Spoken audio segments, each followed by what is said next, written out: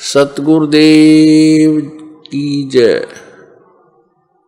सर्वसंग से प्रार्थना है। सत्संग प्रारंभ हो रहा है। कृपया सत्संग स्थल पर शांतिपूर्वक विराजमान होकर के श्रद्धा से सत्संग सुने। परमेश्वर की प्यारी आत्माओं से पुनर्निवेदन है, सत्संग प्रारंभ हो रहा है। कृपया सत्संग स्थल पर शांतिपूर्वक विराजमान होकर के श्रद्धा से सत्संग सुने। सत्संग के दौरान कोई भी भक्तात्मा अन्य कोई बातचीत ना करे, सत्संग में ध्यान रखे। सत साहिब। संत रामपाल जी महाराज एक यस्तो महान सन्त जसले आफ्नो सद्भक्ति, तत्वज्ञान, करुणा तथा सेवाको बलले समाजमा नयाँ उदाहरण कायम गर्नुभएको छ। सन्त रामपाल जी महाराजको अगुवाईमा उहाँका सबै सतलोक आश्रमहरूले समाज कल्याणका अद्भुत कार्यहरूले समाजमा सुनौलो भविष्यको एउटा नयाँ आशा जगाएका छन्। सन्त रामपाल जी महाराजबाट नाम दीक्षा लिएपछि लाखौं मानिसहरूको असाध्य रोगहरू जस्तै क्यान्सर, एड्स आदि ठिक भए।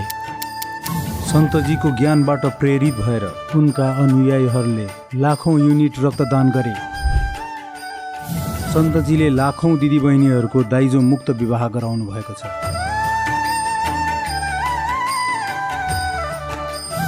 सन्तजीले लाखौं व्यक्तिहरूको नशा छुटाउनु भयो। करोडौं उजाडिएको परिवार बस्यो। सन्तजीको आश्रममा समागमको बेला निशुल्क नेत्र चिकित्सा, दन्त चिकित्सा प्रदान गरिन्छ। सन्त रामपालजी महाराजद्वारा समय समयमा पर्यावरण संरक्षणको उद्देश्यले बृहत स्तरमा वृक्षारोपण गरिन्छ। सन्तजीले जरुरतमन्दलाई तत्काल राहत पुर्याउनलाई एम्बुलेन्स सेवा सुरु गर्नुभयो। सन्तजी आफ्ना अनुयायीलाई देहदानका लागि प्रेरित गर्नुहुन्छ, जसले मानवताको सेवा, जसले चिकित्सा क्षेत्रमा सुधार हुन सकोस्। सन्त रामपालजी महाराजका सबै आश्रममा हरेक दिन निशुल्क भण्डारा आयोजित गरिन्छ, जहाँ हरेक वर्ग, हरेक जाति तथा हरेक धर्मका मानिस सँगसँगै बसेर भोजन गर्छन्।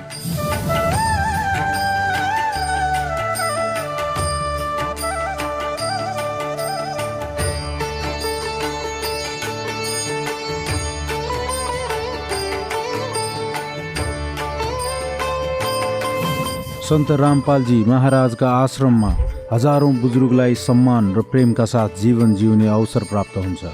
उहाँहरूको खाने, बस्ने र स्वास्थ्यको पुरा जिम्मेवारी सन्त रामपालजी महाराजले उठाउनुहुन्छ। अनाथ बच्चाका लागि सन्त रामपालजी महाराजका सबै आश्रम कुनै वरदानभन्दा कम छैन। यहाँ उनीहरूलाई शिक्षा, संस्कार तथा भविष्यका लागि सुनौलो अवसर प्रदान गरिन्छ। चाहे बाढी होस्, भूकम्प वा महामारी, सन्त रामपालजी महाराज तथा उनका अनुयायी सदा जरुरतमन्दहरूका लागि सधैँ अगाडि उभिन्छन्। कोभिड महामारीको समयमा सन्त रामपालजी महाराजका आश्रमहरूबाट करोडौं मानिसहरूका लागि भोजन, औषधि तथा जीवन रक्षक सामग्रीहरू उपलब्ध गराइयो। चाहे गरिबलाई मद्दत होस् वा कोही शोषित पीडित वर्गको हक तथा सम्मानको लडाइँमा सन्त रामपालजी महाराजले उनीहरूको दबिएको आवाजलाई सरकारसम्म पुर्याउनु भएको छ र उनीहरूलाई उचित न्याय दिलाउन महत्त्वपूर्ण भूमिका खेलेका छन्। समाजमा आध्यात्मिक तथा सामाजिक मूल्यप्रति जागरुकता ल्याउन सन्त रामपालजी महाराज हरेक पाइलामा मानवताको सच्चा सेवक साबित हुनुभएको छ। सन्त रामपालजी महाराजको जीवनले हामीलाई सिकाउँछ कि साँचो सेवा त्यही हो जुन निस्वार्थ भावले गरिन्छ।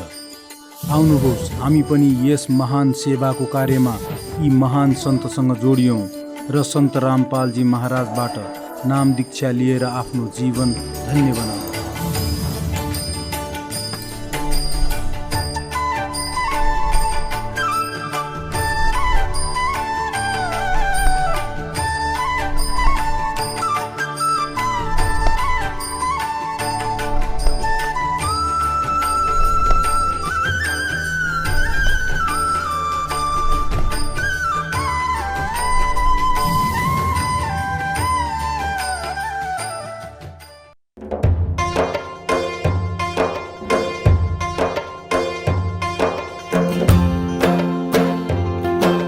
गीता अध्याय 18 को श्लोक नम्बर 62 मा भगवान स्वयं भनिरहनु भएको छ कि अर्जुन तिमी त्यो परमेश्वरको शरणमा जाऊ जसको कृपाले तिमीलाई परम शान्ति तथा शाश्वत स्थान अर्थात् सतलोकको प्राप्ति हुनेछ। त्यो परमेश्वर को हुन्, कहाँ छन्, कस्ता छन् जान्नका लागि कृपया अवश्य सुन्नुहोस् जगतगुरु तत्त्वदर्शी सन्त रामपालजी महाराजका अमृत वचन सर्व पवित्र धर्महरूका पवित्र शास्त्रहरूका आधारमा। सतगुरुदेव की जय। बंदी छोड़ कबीर परमेश्वर जी की जय। बंदी छोड़ गरीबदास जी महाराज जी की जय। स्वामी रामदेवानंद जी गुरु महाराज जी की जय हो।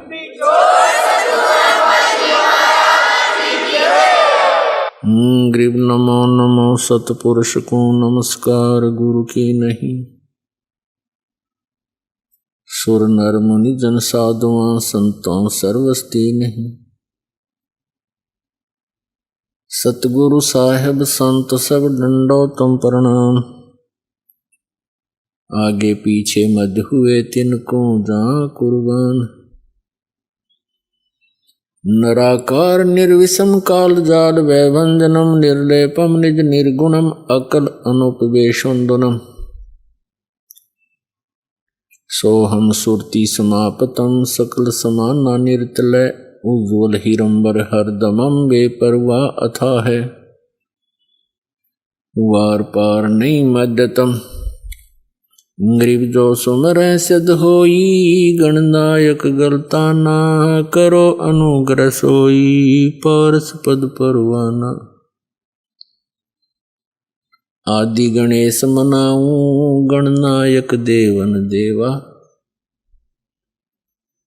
चरण कमल लाऊं आदंत करूं सेवा। परम शक्ति संगीतम रिद्धि सिद्धि दाता सोई। अवगत गुण अतीतम सत्य पुरुष निर्मोही। जगदम्बा जगदीशम मंगल रूप मुरारी। तन मन अर्पों शीसम भक्ति मुक्ति भंडारी। सुर नर मुनि जन ध्यावे ब्रह्मा विष्णु महेशा। शेष शेष मुख गावे पूजे आदि गणेशा।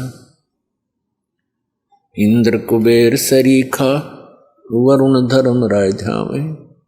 समर्थ जीवन जी का मन इच्छा फल पावे। 33 कोटि आधारा ध्यावे 88।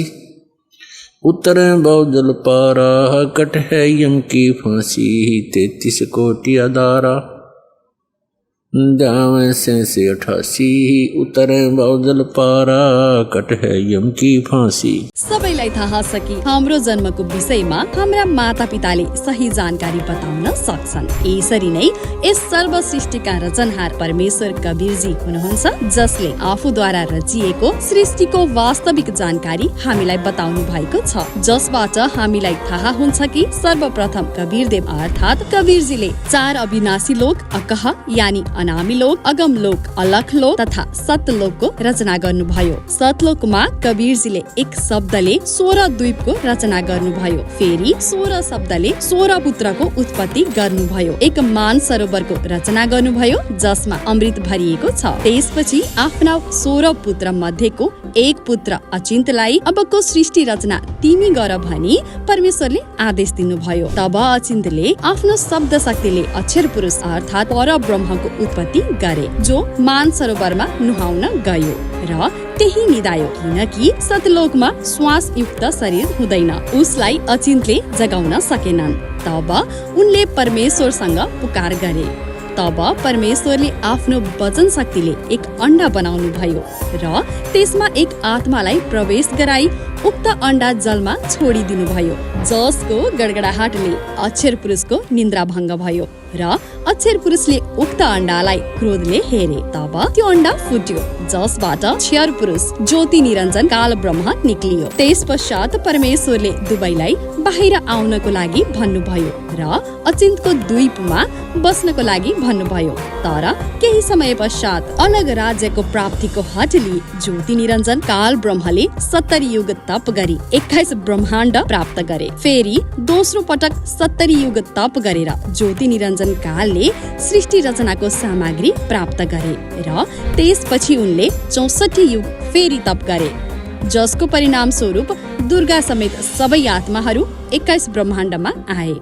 यसभन्दा अगाडि सबै 21 ब्रह्माण्ड सतलोकमै थिए, तर भयंकर गल्तीको कारण काललाई माया दुर्गा तथा 21 ब्रह्माण्ड सहित परमेश्वरले सतलोकबाट निष्कासित गरिदिनुभयो र त्यस गल्तीको कारण काल ब्रह्मलाई प्रतिदिन 1 लाख मानव शरीरधारी प्राणीहरूको शरीरबाट निस्किने गन्धलाई खाने र प्रतिदिन 1.25 लाख मानवको उत्पत्ति गर्नुपर्ने श्राप लाग्यो, जसको लागि यसले आफ्नो 21 ब्रह्माण्डमा जीवहरूलाई उल्झाएर राख्नको लागि केही व्यवस्थाहरू गरिराखेको छ, जसबाट कोही जीव यस कालजालबाट निस्किन सक्दैन।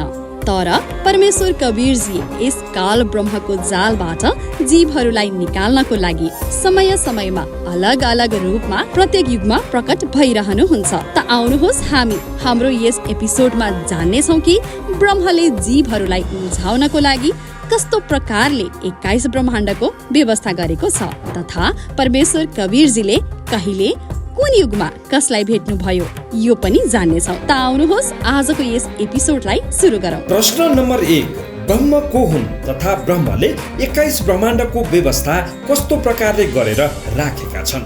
ज्योति निरञ्जन काललाई नै ब्रह्म भन्ने गरिन्छ। यसलाई छेर पुरुष छेर ब्रह्मको नामले पनि चिन्ने गरिन्छ, तथापि यसको वास्तविक नाम कैल हो। सृष्टि रचनाबाट थाहा हुन्छ कि ज्योति निरञ्जन काल ब्रह्मले जीवहरूलाई आफ्नो जालमा फसाइ राख्नको लागि आफ्नो 21 ब्रह्माण्डलाई 5-5 समूहमा 4 महाब्रह्माण्डमा विभाजन गरेर राखेको छ तथा एक ब्रह्माण्ड भिन्नै राखेको छ, जुन चाहिँ बाँकी सबैको समान क्षेत्रफलवाला छ। हेर्नुहोस्, कालको 21 ब्रह्माण्डको वास्तविक जानकारी चित्रहरूको माध्यमद्वारा र जान्नुहोस् कालले जीवहरूलाई उल्झाउनको लागि आफ्नो ब्रह्माण्डमा कस्तो प्रकारको व्यवस्था गरेर राखेको छ। अब आपको फिर लाते हैं 15वें अध्याय के 16 और 17 2 श्लोकों पे। फिर आपके आसानी से आज का सत्संग जो दास आपको समझाना चाहता था आसानी से समझोगे। देखिएगा, ये है अध्याय नंबर 15 का। अब श्लोक नंबर हम 16 यहां से पढ़ा था, फिर देख लेते हैं। दिवौ इमौ पुरुषौ लोके सर्च अक्षरः एव च सरय सर्वाणी भूतानि कुटस्थ अक्षर उच्यते। इन्हीं का अनुवाद पढ़ लेते हैं। 15वां अध्याय। इस संसार में नासवान सर्वनाशवान अक्षर अविनाशी 2 प्रकार के पुरुष माने परमात्मा, प्रभु, ब्रह्म 2 कहे। और संपूर्ण प्राणियों के शरीर ना तो नाशवान है, जीवात्मा अविनाशी कही जाती है। फिर ये 17वें में तुरंत कहा कि उत्तम पुरुष है तू अन्य, वो श्रेष्ठ भगवान तो इन दोनों से कोई और है। और परमात्मा ही जीवधारता जिसको भगवान कहा जाता है। ये लोग त्रयमावी से विभर्ती जो तीनों लोकों प्रवेश करके सबका धारण पोषण करता है, वो अविनाशी परमात्मा है। इन्हीं का अनुवाद। उत्तम पुरुष श्रेष्ठ भगवान तो कोई इनसे दोनों से अन्य है, जो तीनों लोकों में प्रवेश करके और सबका धारण पोषण करता है। अविनाशी परमेश्वर परमात्मा इस प्रकार कहा गया है। अब ये है वो जड़ संसार रूपी वृक्ष की प्रवृत्ति कहाँ से होती है, किससे आहार होता है, कौन पालन करता है?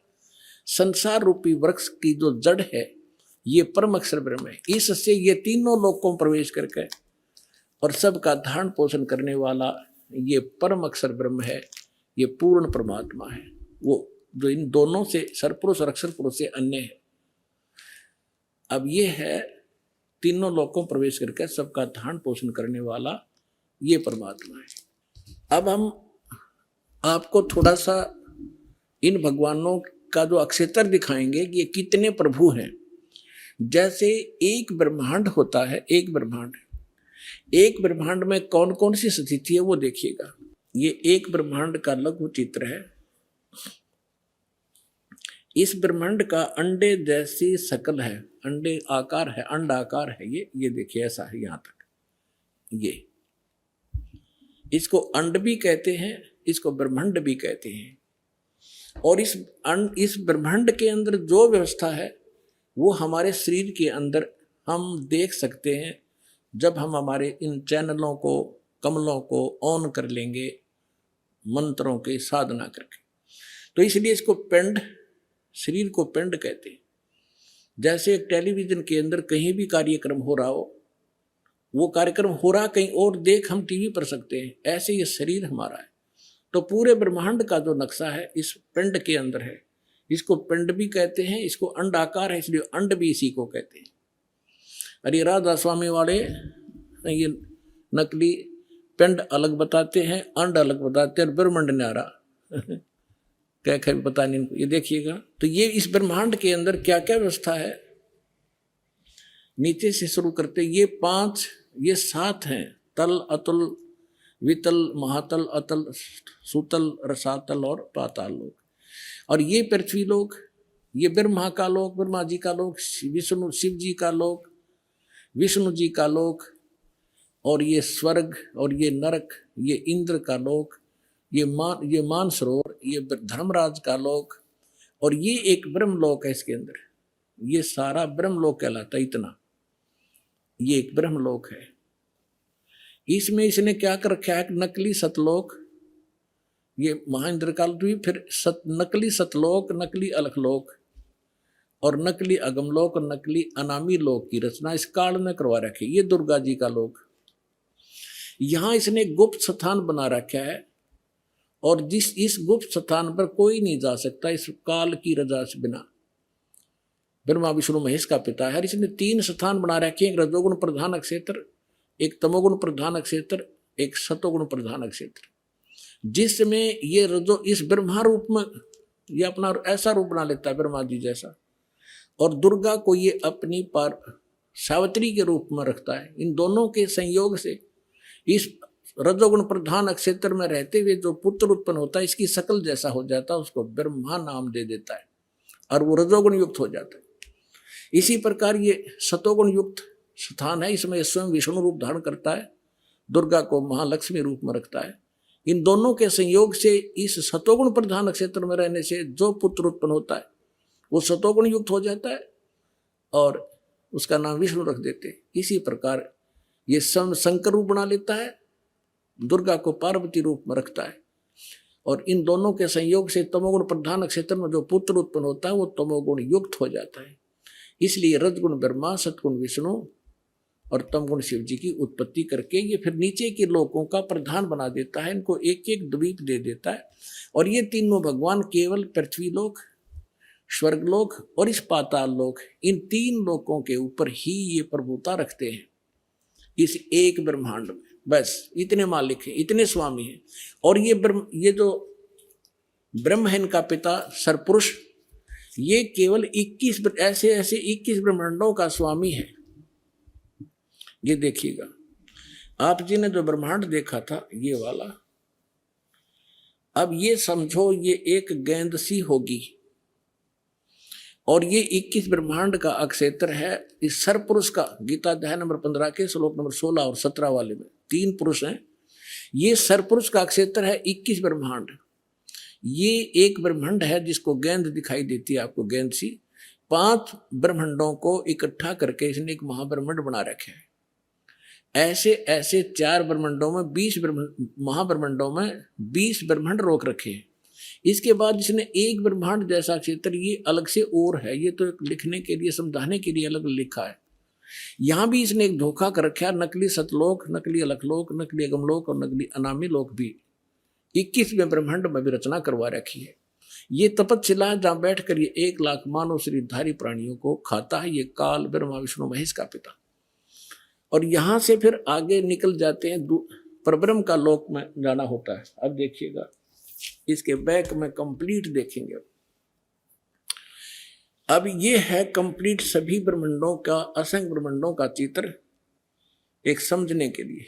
अब जो आपने देखे थे वो 21 ब्रह्मांड, अब ये है 21 ब्रह्मांड। ये सरपुरुष का क्षेत्र है, सरपुरुष का, बस इतना, ये इतना। और इसके बाद ये है परब्रह्म कहो, इसको अक्षर पुरुष कहो। इसे नेक्स्ट ब्रह्म जो है ये 7 संख्य ब्रह्मांड, इससे कई गुना बड़ा है। ये अक्षर पुरुष का केवल इतना ही क्षेत्र है 7 संख्य ब्रह्मांड का। और ये है वो परम अक्षर ब्रह्म, असंख्य ब्रह्मांड का स्वामी, ये असंख्य, ये छोटे छोटे दिखे सारे ब्रह्मांड हैं, सारे अलग अलग से। ये तो थोड़ा सा क्षेत्र इन दोनों का, और इस पूर्ण परमात्मा का संग इंक्लूडिंग दिस ब्रह्म एंड पर ब्रह्म, सरपुरुष और अक्षर पुरुष इंक्लूडिंग, ये परमात्मा सबके ऊपर ओवरऑल कंट्रोल, कुल का मालिक, ये है वो परम अक्षर। आउनुहोस् अब जान्ने छौं प्रश्न नम्बर 2। तप्तशिला के हो? तप्तशिलामा कालले जीव आत्माहरूलाई कसरी भुटेर तिनीहरूबाट निक्लिने गन्धलाई खान्छ र मानव शरीरधारी प्राणी नचाहेर पनि कुकर्ममा किन लिप्त हुन जान्छ? ज्योति निरञ्जन काल ब्रह्मको गल्तीको कारण उसलाई श्राप लागेको छ कि उसले नित्य 1 लाख मानव शरीरधारी प्राणीहरूको सूक्ष्म शरीरबाट मैल निकालेर खानु पर्दछ तथा 1.25 लाख जीवहरू उत्पन्न गर्नेछ। ज्योति निरञ्जन कालले मरेका जीवहरूको सूक्ष्म शरीरलाई एउटा एकदम ठूलो तातो कराईमा भुट्छ, जसलाई तप्तशिला भन्दछन्, तथा त्यसबाट निस्कने वाला गन्धलाई त्यसले खान्छ। त्यसकै लागि कालले 21औं ब्रह्माण्डमा एउटा तप्तशिला बनाएर राखेको छ, जुन स्वत तातो भइरहन्छ। त्यसमै तताएर मैल पगालेर खान्छ। त्यसमा भुटिँदा जीव मर्दैन, परन्तु कष्ट असहनीय हुन्छ अनि प्राणीहरूलाई कर्मको आधारमा अन्य शरीर प्रदान गर्दछ। अब सुन्नुहोस् सन्त रामपालजी महाराजको आध्यात्मिक सत्संग। कबीर देव जी अपने सतलोक स्थान से, उस रत धाम से चलकर इस काल के लोक में आते हैं। वो पूर्ण ब्रह्म तत्व ज्ञान का प्रचार करने के लिए अपना ही दूसरा रूप धारण करते हैं। एक हल्के तेज पुंज का रूप बना के वो परमात्मा यहाँ समय समय पर प्रकट होते रहते हैं। वो अपना नामांतर और रूपांतर भी करते रहते हैं, क्योंकि ये काल भगवान जिसको ब्रह्म बोलते हैं, ज्योति निरंजन भी कहते हैं, जो ब्रह्मा विष्णु महेश जी के पूज्य पिताजी हैं, इसको श्राप लगा हुआ है 1 लाख मानव शरीरधारी प्राणियों के सूक्ष्म शरीर से गंध निकाल कर खाने का। हमारा ये ऊपर जो शरीर है, ये तो ऐसा समझो जैसे बादाम के ऊपर छिलका, और अंदर एक सूक्ष्म शरीर है जैसे गिरी। ये समझो कि गिरी के उस गिरी में भी कोई और बीज हो, ऐसा जानो। तो ऐसे इस शरीर के अंदर ये सूक्ष्म शरीर है, और सूक्ष्म शरीर के अंदर ये जीव रहता है, और सूक्ष्म शरीर के ऊपर एक सूक्ष्म वासनाएं लिप्त हो जाती हैं। जैसे ये प्राणी पूरे जीवन में जैसा भी चटपटा आहार करता है, मांस खाता है, सुल्फा पीता है, शराब पीता है और अफीम खाता है, ये जैसे भी 36 व्यंजन खाता है, तो ऐसे वो सभी की वासना सूक्ष्म शरीर में लिप्त हो जाती है। और जैसे आहार हम करते हैं इसका, इससे हमारा स्थूल शरीर स्वस्थ रहता है, ये कार्य करने योग्य रहता है, और उसके अंदर से और सूक्ष्म जो वासना होती है वो सूक्ष्म शरीर में ही जाकर लिप्त हो जाती है। फिर ये काल भगवान 1 लाख मानव शरीरधारी प्राणियों को 21वें ब्रह्मांड में बनी हुई तपतशिला पर, तपतशिला एक बहुत सुनियोजित ऑटोमेटिक गर्म रहने वाली एक पत्थर की टुकड़ी है। जैसे तई होती है, तवी, एक बड़ी तई होती है, उसको उल्टा रख के और रोटियां बनाते हैं, उसको समझो सुलटा कर ले ऐसे। वो बीच से पातर टाइप है, चारों तरफ से ऊपर ने है जैसे कटोरी टाइप।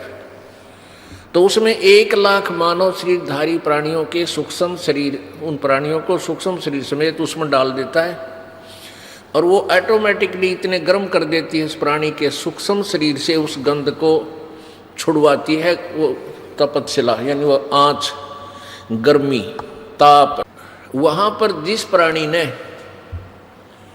अधिक व्यसन किए होते हैं,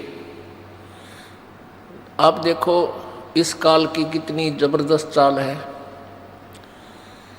ये प्राणी इन बुराइयों पर ऑटोमेटिकली लग जाता है, स्वतः लग जाता है। जैसे हुक्का बना लिया और कितने तम्बाकू का पौधा ढूंढ लिया, इसने गधे भी ना खावे और इसने कूट छेद 1 घंटा। हमने देखे हमारे माता पिताजी और भी वहाँ आसपास के अड़ोसी पड़ोसी 2 घंटे तक मुसड़ मुखड़ में गेर कर दे मुसड़ पहले उसने काटे, फिर उसका वहाँ गुड़ गाड़ गेर कर उसका खूब चूरमा सा बनाए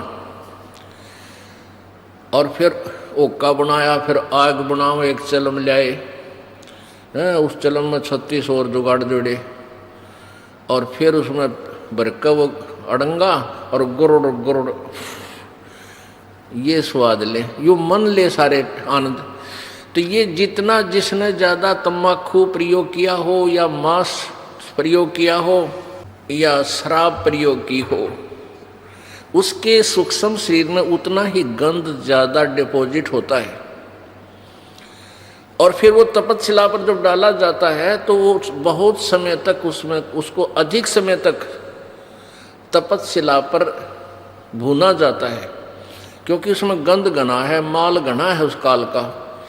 तो उसको काफ़ी देर तक वहाँ तड़फाया जाता है, बहुत बुरी तरह उसमें से सारा गंध निकल ले, तब उसको उसने ऐसा सिस्टम बना रखा है कि वो प्राणी उसी समय वहाँ से छूटेगा जब उसका सारा गंध छूट लेगा।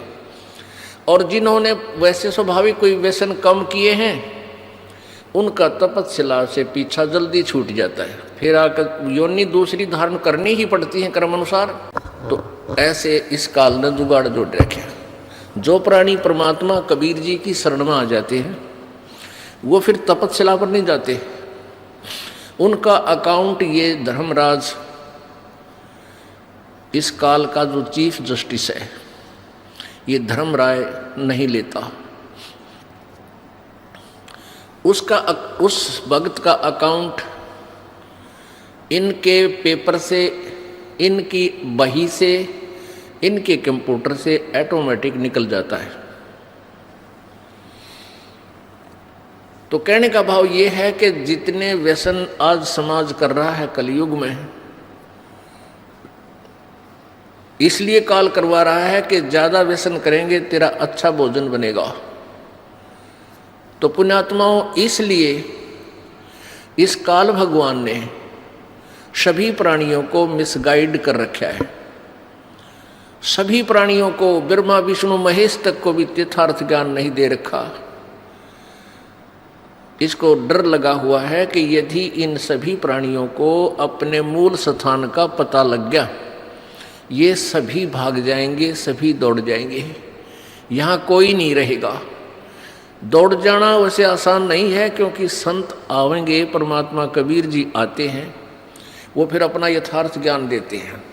तो काल ने ऐसा सिस्टम बना रखा है, हम इतने अज्ञानी बना दिए कि हम अपने परम पिता के साथ ही वाद विवाद करना प्रारंभ कर देते हैं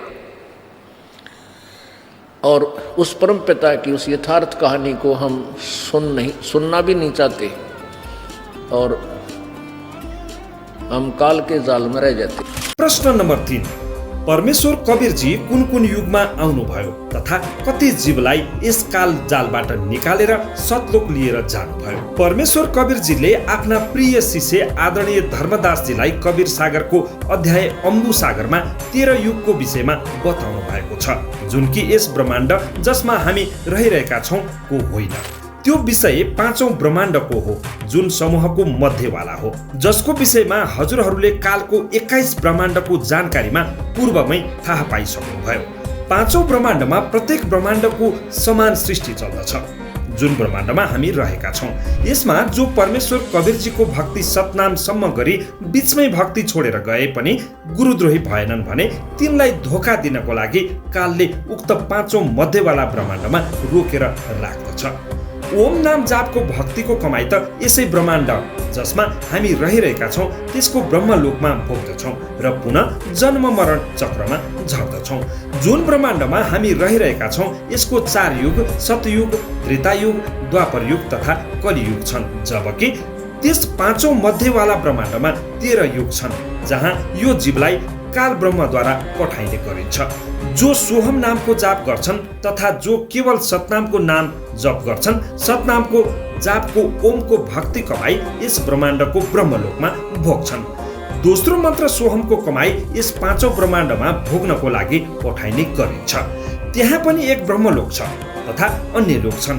त्यहाँको ब्रह्मलोकमा सुख भोगिसके पश्चात तिनलाई अन्य द्वीपहरूमा राजा रानी तथा जनताको रूपमा जन्म दिने गरिन्छ। फेरि ती व्यक्ति त्यहाँ पनि भक्ति गर्छन्, राजको सुख भोग्छन्। आउनुहोस् अब जानौ त्यस ब्रह्माण्डको युगका विषयमा जसमा 13 युग छन्। ती 13 युगहरूमा परमात्माले कसलाई भेट्नुभयो र कति जीवको उद्धार गर्नुभयो सुन्नुहोस्। प्रथम अघासुर युगमा परमेश्वर कवीरजीले धर्मदासजीलाई बताउनु भयो कि अघासुर युगमा 5औं ब्रह्माण्डमा गए। अघासुर युगका प्राणी राम्रो स्वभावका हुन्छन्। उनीहरूले शीघ्र मेरो ज्ञान स्वीकार गरे। त्यहाँ मैले 1 करोड प्राणीहरू पार गरे। दोस्रो बलभद्र युग, बलभद्र युगमा 14 लाख जीव पार गरे। तेस्रो द्वन्द्व युग, परमेश्वरले बताए कि द्वन्द्व युगमा एक जलरङ्ग नामक शुभकर्मी हंस आफ्नो पूर्व जन्मको भक्ति कमाइले अचब द्वीपमा बस्थ्यो। त्यो स्वयम्भू गुरु पनि बनेको थियो। उसले थुप्रै जीवलाई दीक्षा दिएर शिष्य बनाएको थियो जो उसको सेवा गर्थे। जलरङ्ग आफ्नो शिष्यहरूको शिरमा हात राखेर दीक्षा दिन्थ्यो। 2 शिष्य सेतो रङको चौरले सेवा गर्दै थिए। जलरङ्ग सुतिरहेको थियो। करोडौं शिष्यहरू उस कहाँ शिर टेकाउँथे, उसलाई नमन गरिरहेका थिए। तलका ब्रह्माण्डवालाहरूको शङ्खयुग बिति गए। उस सुतेकै बेला मैले त्यस समयमा आफ्नो ज्ञान सुनाएर 2000 जीव पार गरिदिए। जब जलरङ्ग ऋषि जाग्यो अनि मसँग विवाद गर्न लाग्यो र भन्न लाग्यो कि म जुन दीक्षा दिन्छु यो श्रेष्ठ मन्त्र हो, मेरो आज्ञा बिना कवीर यहाँ कसरी आयो। त्यसले काल ब्रह्मलाई आदि पुरुष बताउन लाग्यो। भन्यो कि उसको कुनै स्वरूप छैन, उनी मणिपुर लोकमा रहन्छन् र धेरै नै मिथ्या पहिचान बतायो। म त्यहाँबाट गएँ। फेरि परमेश्वरले बताउनु भयो कि यस जलरङ्गलाई मैले पूर्वन युगमा सम्झाएँ। चौथो पूर्वन युगमा परमेश्वर कवीरजीले भन्नुभयो कि हे धर्मदास, म पूर्वन युगमा फेरि त्यसै ब्रह्माण्डमा गएँ। जलरङ्ग सुतेकै थियो। उक्त समयमा मैले 7 लाख हंसलाई दीक्षा दिएँ, जसमध्ये 25ले नाम खण्ड गरे। ती त कालकै जालमा रहिरहे। शेष जीव 6,79,975 पछि सतलोक गए। त्यस पश्चात म त्यसै द्वीपमा गएँ जहाँ जलरङ्ग बस्थ्यो। मलाई देखेर जलरङ्गले भन्यो कि म त निन्द्रामा आलसमा थिएँ, तिमीले पछाडिबाट जीव लग्यौ।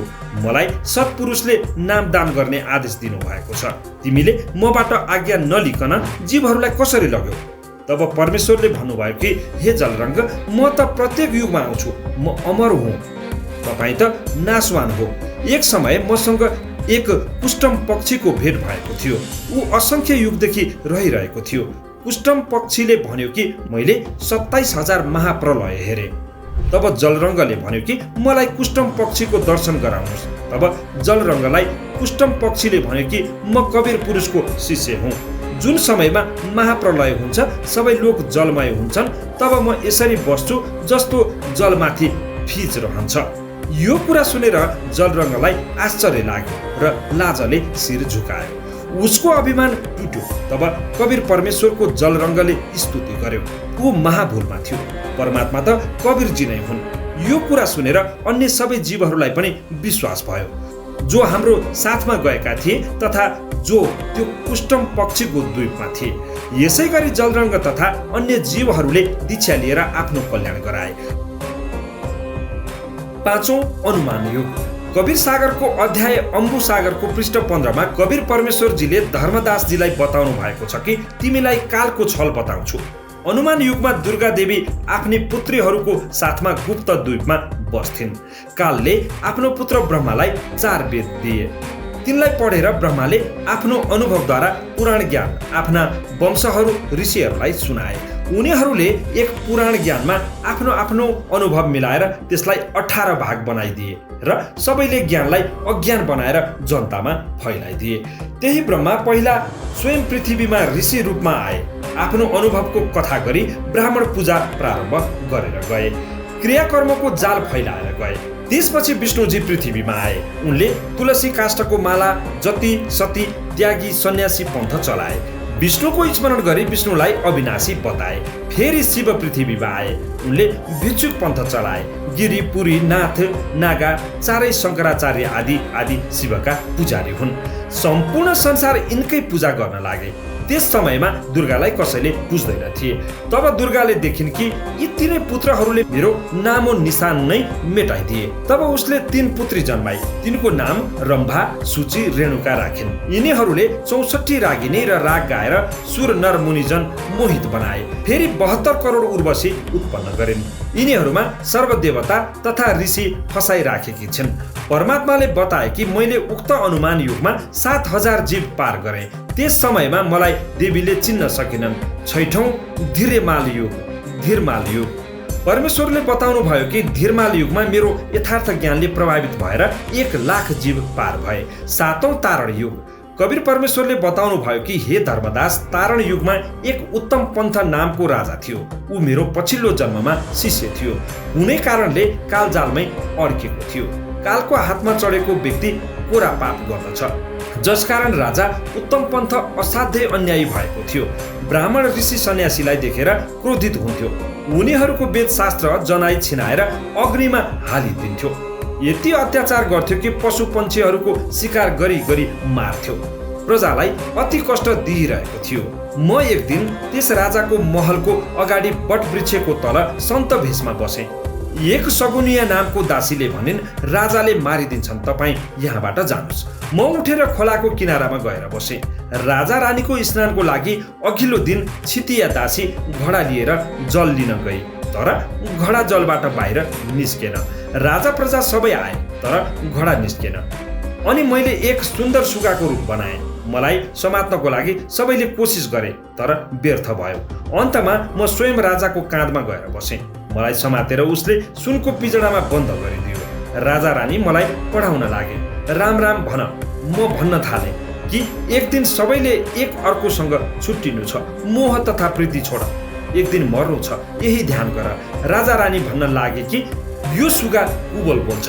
एक दिन राजा शिकार गर्न गयो। महलमा आगो लाग्यो। सबै थोक जल्यो। हेर्दा सुगाको पिंजडा र सुगा सुरक्षित छ।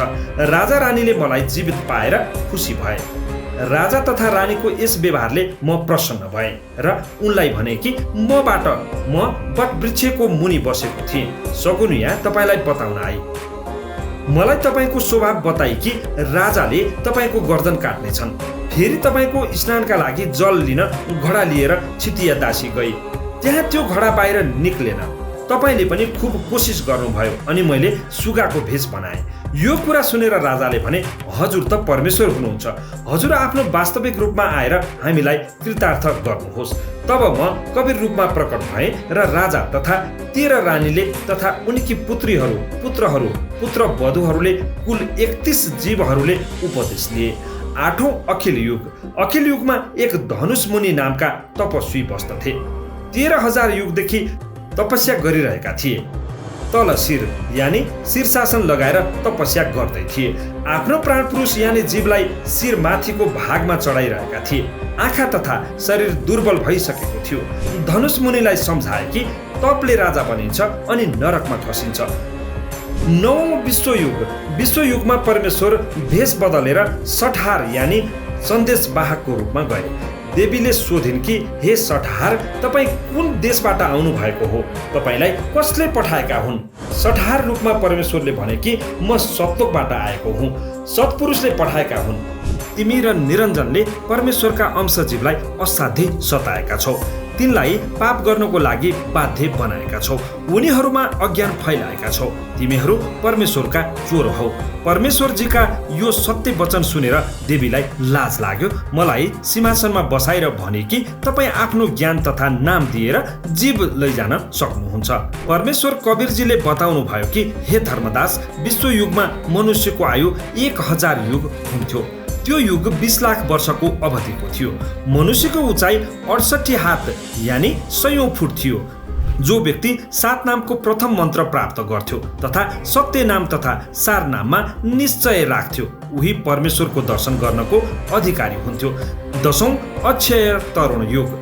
परमेश्वर कबीरजीले बताए कि हे धर्मदास, यस युगमा त्यसै ब्रह्माण्डमा कालको कुर्म थियो। उसलाई सम्झाए, उसले दीक्षा लियो। त्यहाँ एक नरक छ, त्यसमा 84 कुण्ड बनेका छन्। प्रत्येक कुण्डमा यमदूतको पहरा छ। उनीहरूको 14 यम मुखिया छन्। त्यहाँ 28 लाख नक्कली गुरु तथा उनका शिष्य वा अन्य जीव पनि नरक भोगिरहेका थिए, जसलाई यमदूतहरूले पीडा दिइरहेका थिए। जबसम्म म त्यहाँ रहेँ तबसम्म सबै जीवहरूलाई नरकको पीडा भएन। म गए पश्चात फेरि त्यही यातना तिनलाई प्रारम्भ भयो। यस युगमा मैले 5 लाख जीवहरूलाई मोक्ष प्राप्त गराएँ। 11औं नन्दी युग। परमेश्वर कबीरजीले बताए कि हे धर्मदास, नन्दी युगमा एक गुप्त मुनि थिए जो आँखा बन्द गरेर ध्यान लगाई बसेका थिए। करोड वर्ष साधना गर्दै बितिसकेको थियो। म उनको नजिकै बसेँ। जब ऋषिले आँखा खोले तब उनले भने कि तपाईँ को हो? मैले आजसम्म यस्तो स्वभाववाला व्यक्ति देखेको छैन। तब मैले उत्तर दिएँ कि म सतलोकबाट आएको हुँ। सतलोकको व्यवस्था बताए। तब गुप्त मुनिले लोक हेर्ने प्रबल इच्छा व्यक्त गरे। तब उसलाई प्रथम नाम दीक्षा दिएर सतलोक देखाए र सतनाम तथा सारनाम दिएर उसलाई पार गरे। 12औं हिन्डोल युग। परमेश्वर कबीरजीले बताउनु भयो कि धर्मदास, म हिन्डोल युगको मध्यमा गएँ। म घर घरमा ज्ञान सुनाउँदै विचरण गर्दथेँ। कोही पनि जीव मसँग कुरा गर्दैनथे। म तिनलाई अमृत ज्ञान सुनाउँथे। ती मसँग झगडा गर्थे। बिस्तारै बिस्तारै उनीहरूलाई सम्झाएँ, लाभ लोभ दिएर शरणमा लिएँ। 1.25 लाख जीवले दीक्षा लिए। उनीहरूलाई सतलोक पठाएँ। 13औं कङ्कवत युग। परमेश्वर कबीरजीले बताए कि हे धर्मदास, जब काल निरञ्जनलाई थाहा भयो कि कोही सतलोकबाट कडिहार यानि जीव मुक्त गर्नेवाला सत्पुरुषले पठाएको अंश आउँछ, उसले अनेकौं जीवहरूलाई कालजालबाट मुक्त गराइसकेको छ। कङ्कवत युगमा काल ब्रह्म स्वयं एक गुप्त मुनिको रूप बनाएर बस्यो। तपस्या गर्दै थियो र करोडौं जीवलाई नाम दिएर मूर्ख बनाएर उनीहरूको गुरु बनेर मध्यवाला ब्रह्माण्डको पाताल लोकमा बस्यो। मैले उसलाई सम्झाएँ कि त काल होस्, तैँले परमेश्वरका जीवहरूलाई सताइराखेको छस्, पापको भागी बनिरहेको छस्। मैले नै सतलोकमा अन्डाबाट तेरो उत्पत्ति गरेको थिएँ। तैँले त मलाई चिनिनस्। यो कुरा सुनेर काल मसँग युद्ध गर्न लाग्यो। उसलाई मैले शब्द शक्तिले घायल गरेँ। ऊ उठेर भाग्यो र आफ्नो 21औं ब्रह्माण्डमा गएर लुक्यो। त्यस पश्चात त्यस मध्यको ब्रह्माण्डमा बनेका 3 लोकमा प्रलय भयो। यस कङ्कवत युगको अवधि 35 लाख वर्ष हुन्छ। मनुष्यको आयु 1 लाख वर्षको हुन्छ। मनुष्यको शरीरको उचाइ 80 हात यानि 100 फुट हुन्छ। मनुष्यको आयु 1 लाख वर्षको हुन्छ। मनुष्यको शरीरको उचाइ 80 हात यानि 100 फुट हुन्छ। यस प्रकारले परमेश्वर कबीरजीले मध्यवाला ब्रह्माण्डका 13 युगमा अनेकौं जीवहरू पार गर्नुभयो। प्रश्न नम्बर 4। जुन ब्रह्माण्डमा हामी छौँ यसमा कति युग हुन्छन्? यी युगको अवधि कति हुन्छ?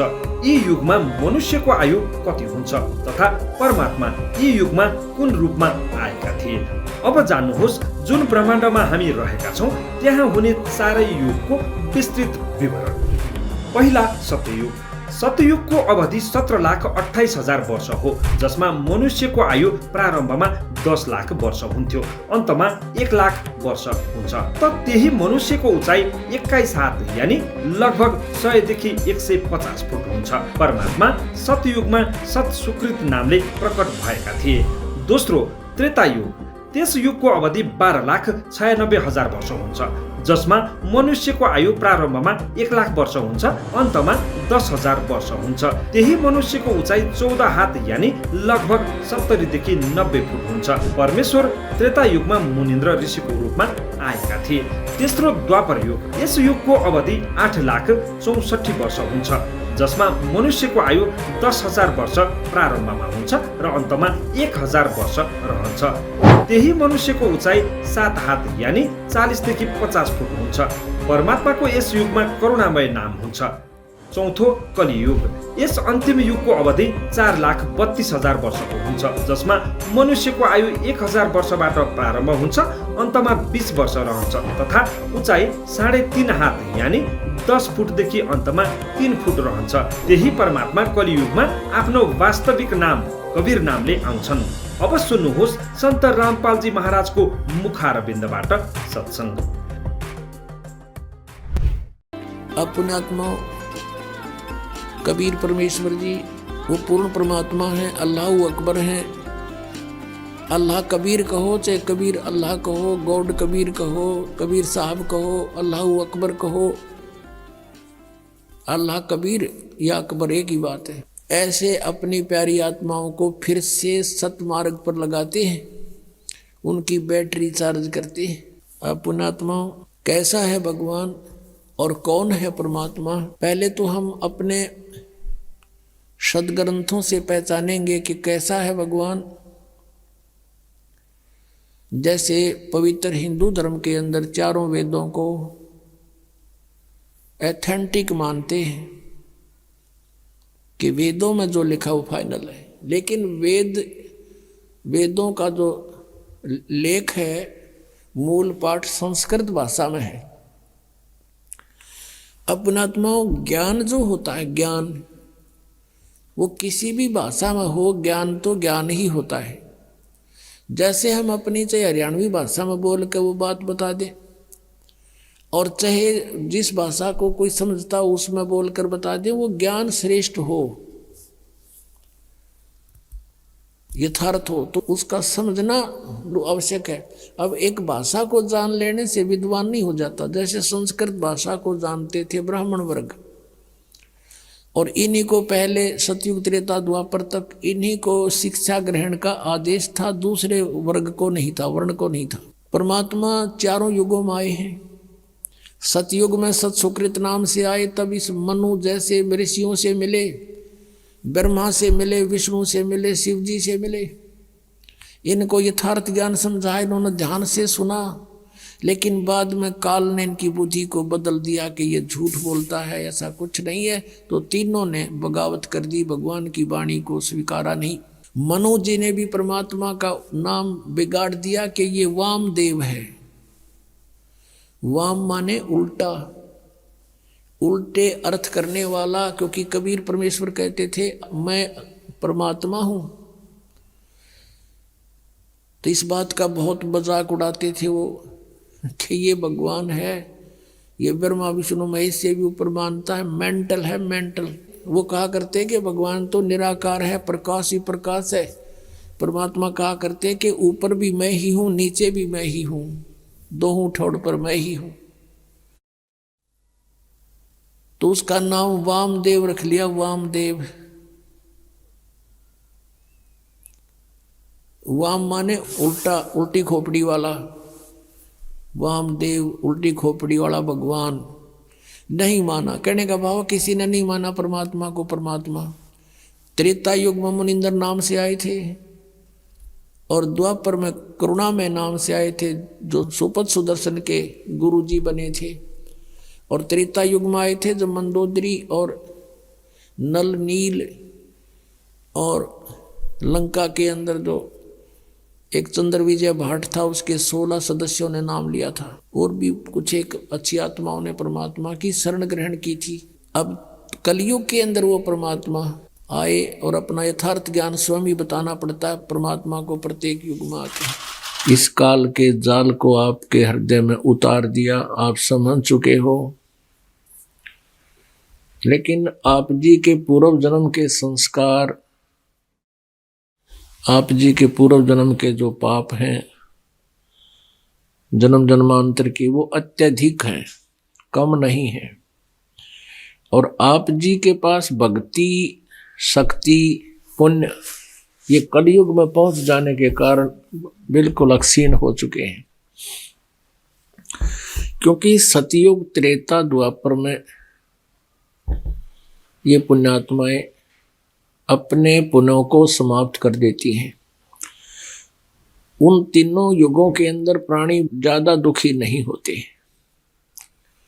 सतयुग के अंदर लाख वर्ष की आयु होती है मानव की। अब विचार करो पुण्यात्माओं, वो लाख वर्ष का जीवन भी हम सभी ने जिया है, मनुष्य जीवन। और वो समय जो शरीर स्वस्थ, शांत मन, राग द्वेष बहुत ही कम सतयुग में, तो उस समय भी हम रहे। सतयुग के अंदर एक विशेषता बताई है कि पत्नी से पहले पति की मृत्यु नहीं होती, पिता से पहले पुत्र की मृत्यु नहीं होती, और भी शारीरिक कष्ट, मानसिक परेशानियां नाम मात्र होती हैं। 1 लाख वर्ष का जीवन मनुष्य का, अब तो हम 60, 70, 75 तक पहुंच जाते हैं तो शुक्र मनाते हैं। और इतने कष्ट शरीर में आ जाते हैं, इतने प्रकार की व्याधाएं शरीर को घेर लेती है इस कलयुग में। तो अब तो हम ये सोचते हैं परमात्मा मृत्यु तो हो जा पर ठीक ठाक हो जा। पहले तो हम जब तक युवा होते हैं, 50 साल तक रहते हैं, तो न्यों सोचा है मरा नहीं, और न्यों मन माहो का भी नहीं मरेंगे। और जब ये 70 पार कर जाता है ये प्राणी कलयुग में, फिर तो इसको कभी गोड्या में दर्द, कदे सिर भड़का, कभी दांत कंडम हो जाते हैं, कभी कोई और बीमारी, कदे गोड्डे ना उठ चले, कई प्रकार की व्याधाएं घेर लेती, आंखों से दिखे नहीं, शरीर अस्थि पिंडर मात्र रह जाता है। फिर पता चलता है कि वो व्यक्ति ऐसी बीमारी से ग्रस्त है, वृद्ध अवस्था में भुगत रहा है। किसी की कथा सुनते हैं कि वो इतने दिन तक भुगत कर, तड़फ कर, हाहाकार मचा के मृत्यु को प्राप्त हुआ। तो आज कलयुग में फिर हम ये सोचते हैं परमात्मा ठीक ठाक मर जावा, मरने की कोई ऑब्जेक्शन नहीं रहता है, बहुत ही कम। ये आशा तो होती है कि अभी ना मरे, अभी शायद और भी जीवन हो, लेकिन ज्यादातर ये समस्या आ जाती है परमात्मा ठीक ठाक जीवन, ये सांस पूरे हो जा, हमारा समय पूरा हो। और जब हम सतयुग में थे, सतयुग में तो आखिरी सांस तक भी जीव बहुत ही स्वस्थ रहता है, बहुत आसानी से शरीर छोड़ जाता है। पिछले पुण्य इतने अच्छे होते हैं। जैसे आप जी ने एक आध प्राणी यहां भी देखा होगा कि ना वो भक्ति करता होता है, ना कोई धर्म पुण्य करता होता है, और मृत्यु 50, 60, 65 साल की उम्र में ऐसे हो जाती है कि श्याम न सोया था सुबेरा मरा पाया। बहुत आसानी से, कोई तकलीफ नहीं, कोई कष्ट नहीं, कोई रोग नहीं था, तो मृत्यु को प्राप्त हुआ। उसको कोई दुख नहीं आया, क्योंकि उसके पिछले पुण्य थे, लेकिन वो सारे फिनिश हो गए, खत्म हो गए। अगले जन्म में वो किसी पशु योनि में जाओगा, फिर चैन का काम में कोई नहीं, नरे कष्ट पे कष्ट आएंगे। तो कहने का भाव ये है कि हम लाख वर्ष जीवन भी जीकर हम इस संसार में मानव रूप में रहे हैं। फिर त्रेता के अंदर 10,000 वर्ष, 10,000 वर्ष तक जो है जीवन रहता है, और त्रेता में 1000 वर्ष तक, स्टार्ट जहां से होता है 1000 तक, और एंड होता है वहां 200 से 300, 200 तक जीवन रह जाता है द्वापर का।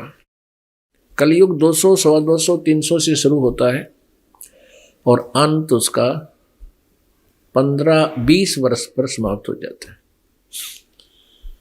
कलयुग में 20 वर्ष की आयु रह जाएगी मनुष्य की, घोर कलयुग, लास्ट एंड ऑफ द कलयुग। और 5 वर्ष की लड़की के बालक होने लग जाएंगे, बच्चे होंगे। और 15 वर्ष की आयु में सभी मृत्यु को प्राप्त, लगभग मृत्यु को प्राप्त हो जाएंगे। जैसे आजकल 75 वर्ष, 80 वर्ष मुश्किल से जीव मनुष्य जीता है, तो उस समय ऐसा होगा कि 20 वर्ष की उम्र होगी और 15 वर्ष की उम्र में तकरीबन मृत्यु को प्राप्त हो लिया करेंगे। तो 15 वर्ष में युवा भी हो लेंगे, संतान भी हो लेगी और मर भी लेंगे।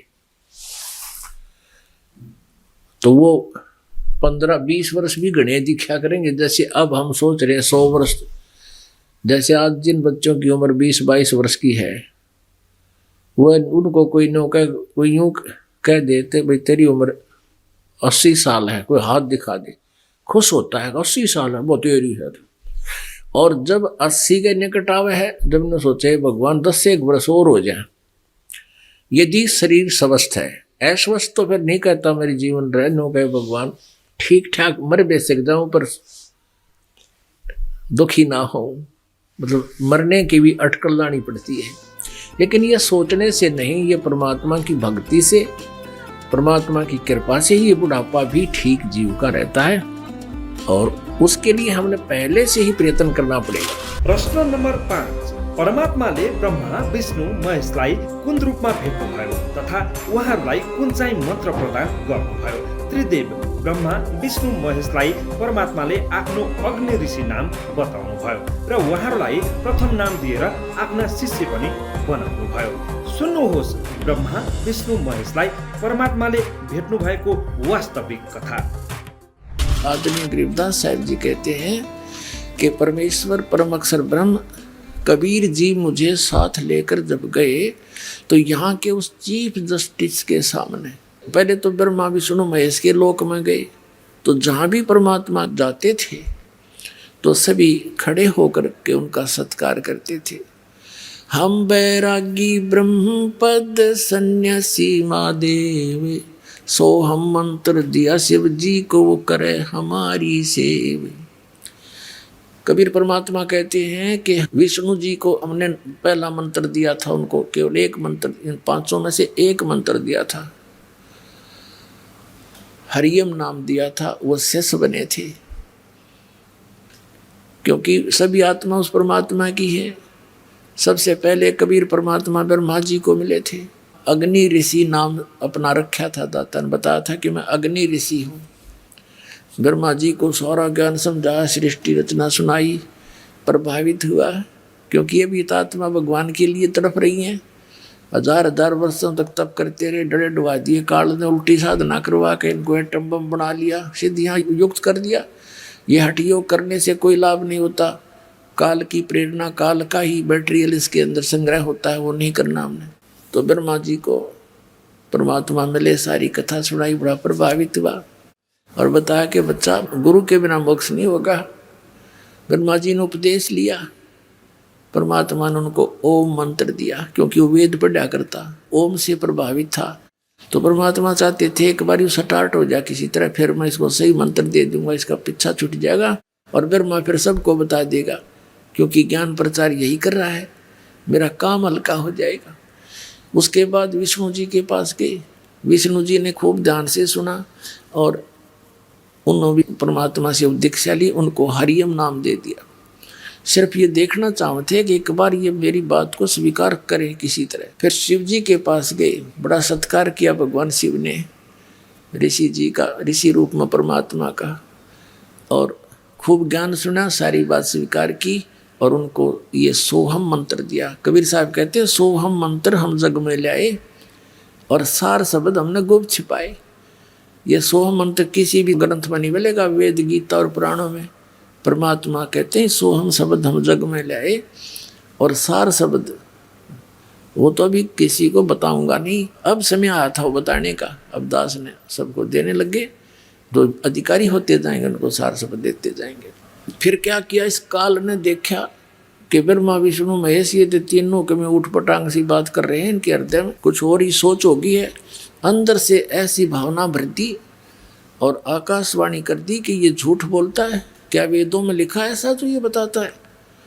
तो ब्रह्मा सचेत हुआ, कहा सचमुच वेदों में भगवान, उसने भगवान की आकाशवाणी मान ली, काल की, काल के द्वारा दिए गया ऊपर से आकाशवाणी, और भगवान आए थे वह फेल कर दी। कहा जी सचमुच वेदों में ऐसा कुछ है नहीं। तो दोबारा जो परमात्मा गए उसी ऋषि रूप में, तो ब्रह्मा जी ने कहा कि नहीं ऋषि जी, आपकी बातें अप्रमाणित हैं, वेदों में ये ज्ञान नहीं लिखा है, ऐसा नहीं वैसा नहीं। तो परमात्मा बोले इसे इतने वेद पढ़े जब तूने का ये नहीं लिखा, तो उन्हें पता लग गया काल प्रेरणा होगी इनके अंदर, भी ये सुनेंगे नहीं, लेकिन फिर भी ये नेक आत्मा है, साधु संतों का आदर करते हैं। और इनको ये भी पता है कि ऋषि का अनादर करने से ये विषैले सर्प भी हैं, श्राप भी दे देते हैं, इसलिए इनसे वैसे भी आदर करते हैं ऋषि रूप में विराजमान किसी व्यक्ति का। जैसे भगवान विष्णु जी को नारद जी ने श्राप दे दिया, उस श्राप के कारण और श्री राम रूप में जन्म होया, सारा जीवन बिरान माटी हुई, पत्नी कहीं, आप कहीं, बच्चे कहीं, उसके श्राप से ही वो कष्ट उठाया। तो इससे डरकर भी वो आदर सत्कार तो करते हैं ऋषि का, लेकिन करते हैं वही जो उनकी अपनी साधना है। तो परमात्मा दोबारा गरीबदास जी को लेकर जब गए इन ब्रह्मा विष्णु महेश के लोक में, गरीबदास जी के सामने तो वो महात्मा रूप में थे ही, जब वहां पहुंचे तो उनको उसी रूप में दर्शन दिए जिस रूप में वो प्रथम बार मिले थे। तो जिसके भी पास गए वो समा खड़े होकर के सत्कार किया, आओ महाराज जी। और परमात्मा ने कहा कि तुम गलती कर दी बच्चों, उस ज्ञान को, उस नाम को छोड़कर। वो नाम ने बोले जी नाम तो हम वही जपते हैं। परमात्मा बोले मैंने और भी कुछ आपको बताना था, तो वो नहीं स्वीकार किया। तो ये सारी कुछ डिस्कस वार्ता इसलिए करवाई गरीबदास जी के सामने, परमात्मा ने उनके मुंह से बुलवा दिया कि सचमुच ये परमात्मा इनसे मिले थे और ऐसा ऐसा इनके साथ बात हुई थी। प्रश्न नम्बर 6, सतसुकृत जी को थिए र ऋषिहरू उहाँलाई वामदेव किन भन्ने गर्थे? परमेश्वर कवीर जी सतयुगमा सतसुकृत नामले प्रकट भएका थिए। त्यस समयमा ब्रह्मा विष्णु शिवलाई भेटेपछि परमेश्वर पृथ्वीमा घुमी घुमी थुप्रै ऋषिहरूसँग ज्ञान चर्चा गर्थे। तर शास्त्र विरुद्ध ज्ञानमा आधारित हुनाको कारण कुनै पनि ऋषि महर्षिले ज्ञान सुन्ने चेष्टा नै गरेनन्। महर्षि मनुसँग पनि परमात्माले वेद ज्ञानमाथि पनि चर्चा गरे, तर महर्षि मनुले ब्रह्माजीबाट नै ज्ञान ग्रहण गरेका थिए, जसकारण महर्षि मनुजीले परमात्मालाई उल्टा ज्ञान दिनेवाला बताए तथा परमेश्वरको उपनाम वामदेव राखिदिए। परमात्माले महर्षि मनु तथा अन्य ऋषिहरूलाई यहाँसम्म भने कि पूर्ण परमात्मा म नै हुँ, जसको खोज तिमीहरू सबै गरिरहेका छौ। हो, मै सनातन परमधाम सतलोकमा बस्दछु, तर उनीहरूले परमात्माको उपहास गरे र भने तपाईँ त यहाँ हुनुहुन्छ, त तपाईँको सतलोक त तपाईँ बिना सुनसान होला, फेरि सतलोकमा जानुको के लाभ? त्यहाँ गएका प्राणी त अनाथ होलान्। तब परमेश्वरले उनीहरूलाई बताए कि म माथि पनि विराजमान छु। तब मनुजी सहित सर्व ऋषिहरूले धाक लगाएर भने त्यसो भए तपाईँको नाम वामदेव उचित हुन्छ। वामदेवको अर्थ दुई स्थानमा निवास गर्नेवाला पनि हो। यस प्रकार ती ज्ञानहीन ऋषिहरूले परमेश्वरको तत्व ज्ञान ग्रहण गरेनन्। अब प्रसंग चल रहा है कि परमेश्वर कबीर जी चारों युगों में आते हैं और वे स्वयं ही आकर के सत्य मार्ग को प्रचार करते हैं, सत्य मार्ग का तत्व ज्ञान का प्रचार करते हैं। जब परमेश्वर सतयुग में आते हैं उनका नाम सत्य सुकृत होता है और वो छोटी ही आयु में, बिल्कुल छोटी सी आयु में 2-3 वर्ष के ही वो सह शरीर आते हैं, कमल के फूल पर शिशु रूप धारण करते हैं। तो वो लीला में शरीर में जब छोटी आयु दिखा रहे होते हैं 2-3 वर्ष के ही, उसी समय से उस विद्वान, वेदों के जो प्राकांड विद्वान माने जाते हैं, उन ऋषियों महर्षियों के छक्के छुड़ा देते हैं और वो दांतों तले उंगली दबाते हैं, उनकी विशेष चर्चा का विषय बन जाते हैं। लेकिन उस बालक को, उस परमेश्वर के ज्ञान को वो ऋषिजन स्वीकार नहीं करते। परमात्मा कबीर जी जब युवा होते हैं शरीर के जो लीला में शरीर में, तो उनका बहुत ऋषियों के साथ, जैसे ये मनु जैसे महापुरुष, उनके साथ बातचीत होती है, उनके साथ चर्चा होती है। तो चर्चा में परमेश्वर उनको पराजित कर देता है। अब मनु जी से परमात्मा ने प्रश्न किया कि आप प्रभु को किस रूप में, किस फॉर्म में मानते हो। मनु जी ने कहा कि मैं परमात्मा को निराकार और साकार दोनों रूपों में मानता हूं। निराकार तो वो परमात्मा, उसकी शक्ति है, वो दिखाई नहीं देता। साकार ये जगत उसी का रूप है। ये पृथ्वी, आकाश, चंद्रमा, सितारे, ये सब उसी का साकार रूप है। That's all. और वेदों में कहीं पर भी परमात्मा साकार नहीं लिखा है।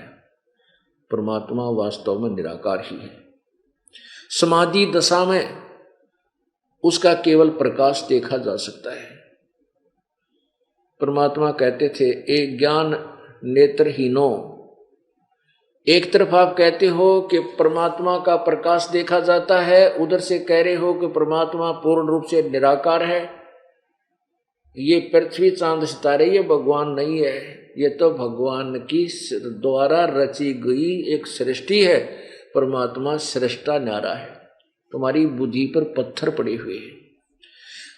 और बहुत अच्छी तरह चर्चा करते हैं, वेदों को बताते हैं कि यजुर्वेद अध्याय नंबर 5 के मंत्र नंबर 1 में लिखा है, अग्ने तनुषि विष्णुवे त्वा सोमस्य तनुरसि।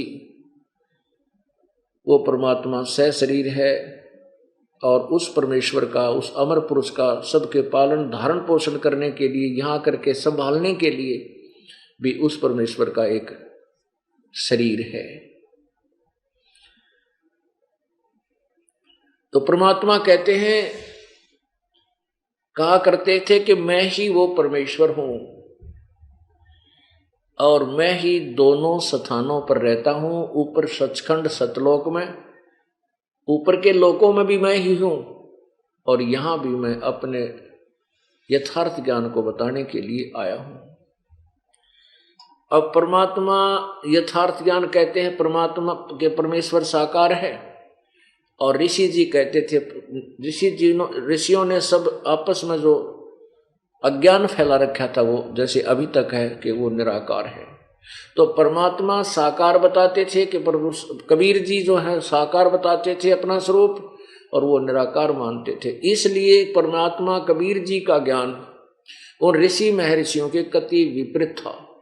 तो कबीर जी को उस सत्सुकृत रूप में प्रगट, सत्सुकृत नाम से प्रगट परमेश्वर को वामदेव कहने लागे हुए, उनका व्यंग्यात्मक नाम वामदेव रख दिया। वाम का अर्थ होता है उल्टा ज्ञान देने वाला। जैसे दायां हाथ सीधा हाथ, बायां हाथ को उल्टा हाथ भी कहते हैं, बामा हाथ। तो बामा बाने उल्टा। तो परमात्मा को वामदेव कहने लागे, सत्सुकृत नाम छोड़ दिया।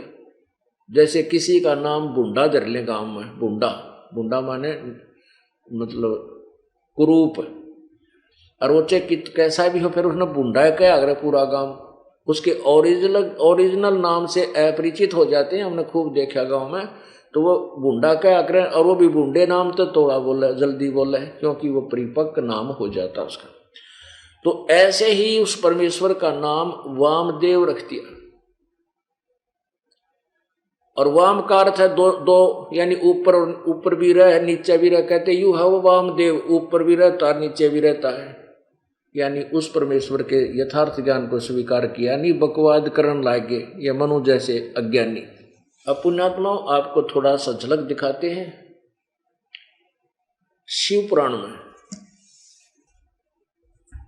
और वेद यजुर्वेद में उसी परमेश्वर का वामदेव जी का वर्णन। ये देखिएगा श्री शिव पुराण, गीता प्रेस गोरखपुर से प्रकाशित, और ये श्री शिव पुराण, संपादक हनुमान प्रसाद पोदार, प्रकाशक एवं मुद्रक गीता प्रेस गोरखपुर। इसके 606 पृष्ठ पे कैलाश संहिता, ऋषियों का सूत जी से तथा वामदेव जी का सकंद से प्रश्न, वर्णार्थ निरूपण के लिए अनुरोध। ऋषि बोले, महाभाग सूत जी, आप हमारे श्रेष्ठ गुरु हैं, अतः यदि आपका हम पर अनुग्रह है तो हम आपसे एक प्रश्न पूछते हैं। श्रद्धालु शिष्यों पर आप जैसे गुरुजन सदा स्नेह रखते हैं, इस बात को आपने इस समय हमें प्रत्यक्ष दिखा दिया है। मुने विराज होम के समय पहले आपने जो वामदेव का मत सूचित किया था, वामदेव का मत यानी वामदेव जी का के विचार, उसका पंथ, उसके द्वारा दिया गया ज्ञान, उसे हमने विस्तार पूर्वक नहीं सुना। अब हम बड़े आदर और श्रद्धा के साथ उसे सुनना चाहते हैं। कृपा सिंधु, आप प्रश्न पूर्वक उसका वर्णन करें। ऋषियों की यह बात सुनकर सुन के सूत जी बोले, अब बताने लगे। सूत जी बोले, तुम्हारा कल्याण हो, तुम सब लोग सदा सुखी रहो। महाभाग महात्माओं, तुम भगवान शिव के भगत व दृढ़ता पूर्वक व्रत का पालन करने वाले हो, यह निश्चित रूप से जानकर ही मैं तुम लोगों के समक्ष इस विषय का प्रसन्नता पूर्वक वर्णन करता हूँ। ध्यान देकर सुनो। पूर्व काल में रथंतर कल्प में महामुनि वामदेव माता के गर्भ से बाहर निकलते ही शिवतव के ज्ञाताओं में सर्वश्रेष्ठ माने जाने लगे। वे वेदों, आगमों, पुराणों तथा अन्य सब शास्त्रों के भी तात्विक अर्थ को जानने वाले थे। अब देखो, आप कह रहे हैं कि वो वामदेव जो थे वो वेदों और सदग्रंथों के तात्विक यानी तत्वदर्शी थे। आगे देखो, देवता, असुर तथा मनुष्य आदि जीवों के जन्म कर्मों का उन्हें भली भांति ज्ञान था। उनका संपूर्ण अंग भस्म लगाने से जब उज्जवल दिखाई देता था, उनके मस्तक पर जटाओं का समूह शोभा देता था। वे किसी के आश्रित नहीं थे, उनके मन में किसी वस्तु की इच्छा नहीं थी। वे शीत, उष्ण आदि द्वंद्वों से परे तथा अहंकार शून्य थे, उनमें अहंकार नहीं था। वे दिगंबर महाज्ञानी महात्मा दूसरे महेश्वर के समान जान पड़ते थे। उन्हीं के जैसे स्वभाव वाले बड़े बड़े मुनि शिष्य होकर उन्हें घेरे रहते थे। वे अपने चरणों के स्पर्श जनित पुण्य से इस पृथ्वी को पवित्र करते हुए सब और विचरते और अपने चित्त को निरंतर परमधाम स्वरूप परब्रह्म परमात्मा में लगाए रहते थे। अब कितना स्पष्ट कर दिया। अब इन ऋषियों ने को इतना ज्ञान है कि वो माँ तो पैदा हुए थे। अब जैसे कबीर परमेश्वर के विषय में अब दंत कथा के आधार पर बहुत से शास्त्रों में लिखा है, शास्त्र तो नहीं कह सकते, दंत कथाओं युक्त पुस्तकों में लिखा है कि कबीर जी का जन्म एक विधवा ब्राह्मणी से हुआ। उनका कथन है थोड़ा सा घुमा फिरा के कि एक विधवा ब्राह्मणी थी, उसमें महर्षि रामानंद जी काशी में बड़े विद्वान और सिद्धि युक्त माने जाते थे। उसने जाकर के उनके उस महात्मा जी के चरण स्पर्श किए। रामानंद जी ने आशीर्वाद दे दिया, बेटी पुत्रवती हो। ओहो, वो कहने लगे, हे महाराज मैं तो विधवा हूँ, मैं पुत्रवती कैसे हो सकती हूँ? अब मैंने जो दे दिया वो तो फलेगा ही फलेगा। कहते हैं इस कारण से वो लड़की गर्भवती होगी और फिर वो शर्म के मारे उसने कहीं पर डाले। अरे भले आदमियों, कुछ तो सोचो।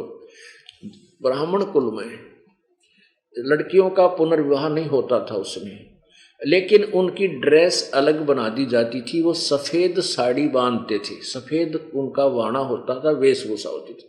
वो दूर से पता लग जाता था कि ये लड़की विधवा है। और वो महर्षि वो रामानंद जी अंधा था कि जिसने उन्हें कह दिया पुत्रवती हो। और पुण्यात्माओं, फिर उस लड़की के और भी तो थोड़ा बहुत बताना चाहिए, थोड़ा किसकी पत्नी थी, उसके मृत पति का के नाम था और वह कौन से मोहल्ले में रहा करती। एक बकवाद कर देते कि वह शर्म के मारे गिर आई और फिर वह नीरू नीवा ठा लेगी। तो इनकी बुद्धि यही टेकी हुई है कि कोई भी माँ के बिना उत्पन्न नहीं हो सकता। जैसे यहाँ के भगवान श्री कृष्ण जी, रामचंद्र जी सभी माँ से ही जन्म लेकर के यहाँ भगवान कब आए। तो ये सभी इसी प्रकार यहाँ क्या कह रहे हैं कि माँ के गर्भ से निकलते ही और वो बाहर आते ही वह यानी अपना तत्व ज्ञान प्रचार करने लगे। अरे तेरा भला हो, तब उठा के दिखाओ ना माँ के गर्भ, तो कोई भी तो दिखा दो, पैदा होते चल जाओ पैर। ये तो परमात्मा चले चलाए थे और माँ से पैदा नहीं हुए थे, छोटी ही आयु में 2-3 वर्ष के ही, क्योंकि लीला में शरीर को मालिक अपना दिखाते हुए आगे चलते, नहीं तो कोई ना माने नहीं सोचो जादूगर है, कोई उसमें सेवड़ा कहने लग जा और कोई उसको जो है ना भूत प्रेत मान कर उसके निकट भी ना जाते। भगवान कहते वो 1-2 चमत्कार तुरंत कर दें। तो इस प्रकार परमात्मा ने थोड़ी आत्माओं को विधिवत ही समझाना उचित समझा। अब क्या लिखा है,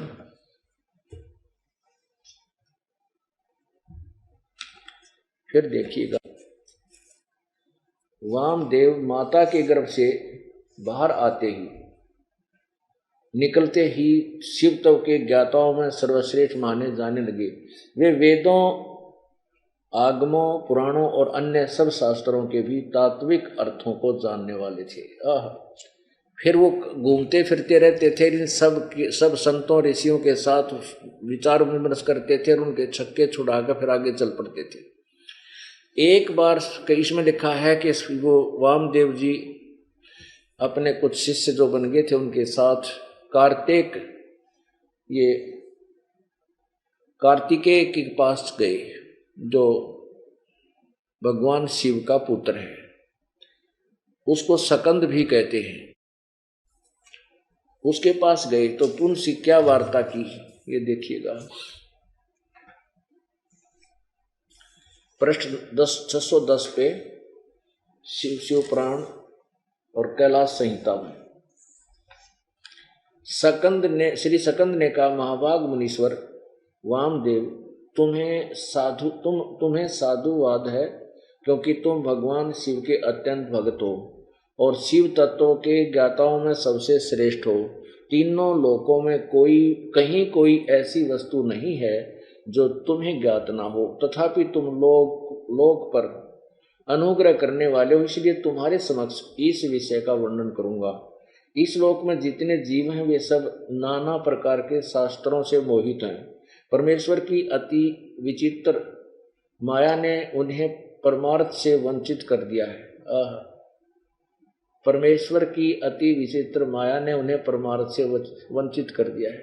अतः पर्वण के वाचार्थ भूत साक्षात महेश्वर को वे नहीं जानते। वे महेश्वर की सगुण निर्गुण तथा त्रिदेवों के जनक परब्रह्म परमात्मा हैं। मैं अपना दाहिना हाथ उठाकर तुमसे शपथ पूर्वक कहता हूँ, यह सत्य है, ये सत्य है, सत्य है। मैं बार बार इस सत्य को दोहराता हूँ कि पर्वण के अर्थ साक्षात शिव ही हैं। श्रुतियों और स्मृति शास्त्रों, प्राणों तथा आगमों में प्रधानता उन्हीं को पर्वण का वाचार्थ बताया गया है। अब देखो 611 पृष्ठ पे 2 लाइन और 1 लाइन और, वे ही साक्षात साकार और निराकार परमात्मा है। अब इन कित रो है, जो कि मैं ठोक कर कहता हूँ शिव जी तो ऊपर कोई भगवान नहीं है, सत्य है, सत्य है, सत्य है। अरे बिरानवाटी और इन सारे की ज्ञान किसी को है नहीं, अपनी थ्योरी को फाइनल मान करके और पूरी दृढ़ बैठे। अब इससे क्या सिद्ध करना चाहता है ये दास के परमेश्वर चारों युगों में आते हैं और प्रत्येक युग में अपने तत्व ज्ञान का प्रचार करते हैं और सबके छक्के छुड़ा देते हैं, परंतु अभिमानी और अज्ञानी परमात्मा के उस यथार्थ ज्ञान को स्वीकार नहीं करते। लेकिन अब सब करेंगे। प्रश्न नम्बर 7, कागभुसुण्डीलाई परमात्माले कहिले र कुन रूपमा भेटे? कागभुसुण्डी नामका एक देव छन् जसको मुख त काग जस्तो, तर उनको पूरा शरीर देवताको तुल्य छ। उनलाई पनि परमेश्वरले भेटे र ज्ञान सम्झाए। उनलाई भक्तिको यथार्थ मन्त्र प्रदान गरे, जसले गर्दा उनको असाध्यै लामो आयु भइसकेको छ। सुन्नुहोस् अब कागभुसुण्डीको वास्तविक कथा। जो प्रसंग चल रहा था कि 64 लाख तो वो आएंगे उन 64 लाख के घर वो भक्त आएंगे जो परमात्मा के रिजर्व बैंक में रखे हैं आत्माएं। और उसके बाद जो अन्य भी जन्म ले रहे हैं, अरबों प्राणी है मनुष्य जीवन में, तो उनके लिए कैसा होगा कि जैसे एक बार आपको कथा सुना रखी है कई बार दास ने, ये कागभूषण जी एक बहुत बड़े महापुरुष माने जाते हैं, अपने पुराणों में कथा आती है। तो उसने गरुड़ जी ने उनसे पूछा कि हे कागभूषण, आपको ये भक्ति कैसे प्राप्त हुई, आपकी कितनी आत्मा शांत है, आपकी कितनी दीर्घायु है, आपको ये उपलब्धि कैसे प्राप्त हुई? तो कागभूषण ने बताई अपनी, यहां संक्षिप्त में बताऊंगा। कागभूषण जी ने गरुड़ जी से कहा कि गरुड़ जी, एक बार मुझे मानुष जीवन प्राप्त था और मेरी 20 वर्ष की आयु थी। उसमें एक भयंकर अकाल गिर गया, दुर्भिक्ष, जिसमें मेरा पूरा परिवार, माता पिता, 2 भाई बहन और थे, वो सभी मृत्यु को प्राप्त हो गए। मैं 20 वर्ष की आयु था, माता पिता वृद्ध थे, भाई बहन छोटी आयु के थे। वो उस भूख को सहन नहीं कर सके। उनकी मृत्यु के उपरांत आसपास के क्षेत्र में भी बुरा हाल था, लाखों लोग मर गए थे। उस क्षेत्र को छोड़कर मैं अवंतिका नगरी में चला गया। वहां दुर्भिक्ष नहीं था, पेट भर रोटी खाई, भोजन पाया। लेकिन मेरी आत्मा में एक ऐसी प्रेरणा हुई, दुख हुआ कि ये क्या जीवन है, मेरे पिताजी का भरा पूरा परिवार उजड़ गया, ये क्या जीवन है, ये कैसा यहाँ लोक है। तो फिर बताता है कि उस जन्म से पहले मैंने असंख्यों जन्म प्राप्त हुए। अब दिव्य दृष्टि खुल जाने के बाद वो अपने पिछली हिस्ट्री याद आई उसको, जब वो भक्ति पर लगा। उसके बाद गरुड़ जी को बता रहा है कि उससे पहले मैंने असंख्यों मानुष जीवन नाश कर दिए थे और मैंने भक्ति कभी करी ही नहीं। अब वो अकाल गिरा, मेरे माता पिता मर गए, भाई मर गए, कुटुंब नाश हुआ। अवंतिका नगरी में एक पंडित जी गुरुद्वारा, उसमें शिव द्वारे में, शिव मंदिर में कथा कर रहा था। और कथा के बाद वो भंडारा किया, भोजन करते थे। मैं भोजन खाने के उद्देश्य से उन श्रोताओं में बैठ गया। मैंने कोई सत्संग से कोई लेना देना नहीं था। सभी उठकर चले गए, मैं बैठा रहा। पंडित जी ने पूछा, बेटा क्या बात है? मैंने अपना सारा दुख बताया। उसने मुझे एज ए अपना सन, बेटे की तरह प्यार किया पंडित जी ने, पुजारी ने, और कहा बेटा ये संसार तो दुख का घर है, आप यहाँ रहो, यहाँ भोजन पाओ, और बेटा यहाँ मंदिर में सेवा करो, सत्संग सुनो, दीक्षा ले लो। मैंने उसकी सारी बात मान ली, वहाँ सेवा भी करने लग गया। लेकिन दीक्षा वाली बात मेरे समझ में नहीं आई। 6 महीने तक वो कथा सुनाते रहे, मनुष्य जीवन के उद्देश्य को बताते रहे। मेरा कति घर नहीं करी, जू नहीं रहेंगी। मेरे इतने पाप बढ़े हुए थे क्योंकि मेरे अंदर भक्ति कभी बीज पड़ा नहीं था। 6 महीने के बाद मैंने कथा तो सीख ली जो गुरु बताया करते थे। मैं युवा था, गुरु जी वृद्ध हो गए थे। मैं श्रोताओं को गुरु जी की अब्सेंस में, अनुपस्थिति में वो कथाएं सुनाने लग गया। सुरीली आवाज थी, युवा शरीर था। श्रोता मुझे मेरी बड़ी प्रशंसा करने लगे कि क्या बात भाई, आप तो बड़ा गुरु जी से भी बढ़िया सत्संग सुनाते हो, वाह भाई वाह, आपकी तो बड़ी प्यारी आवाज है।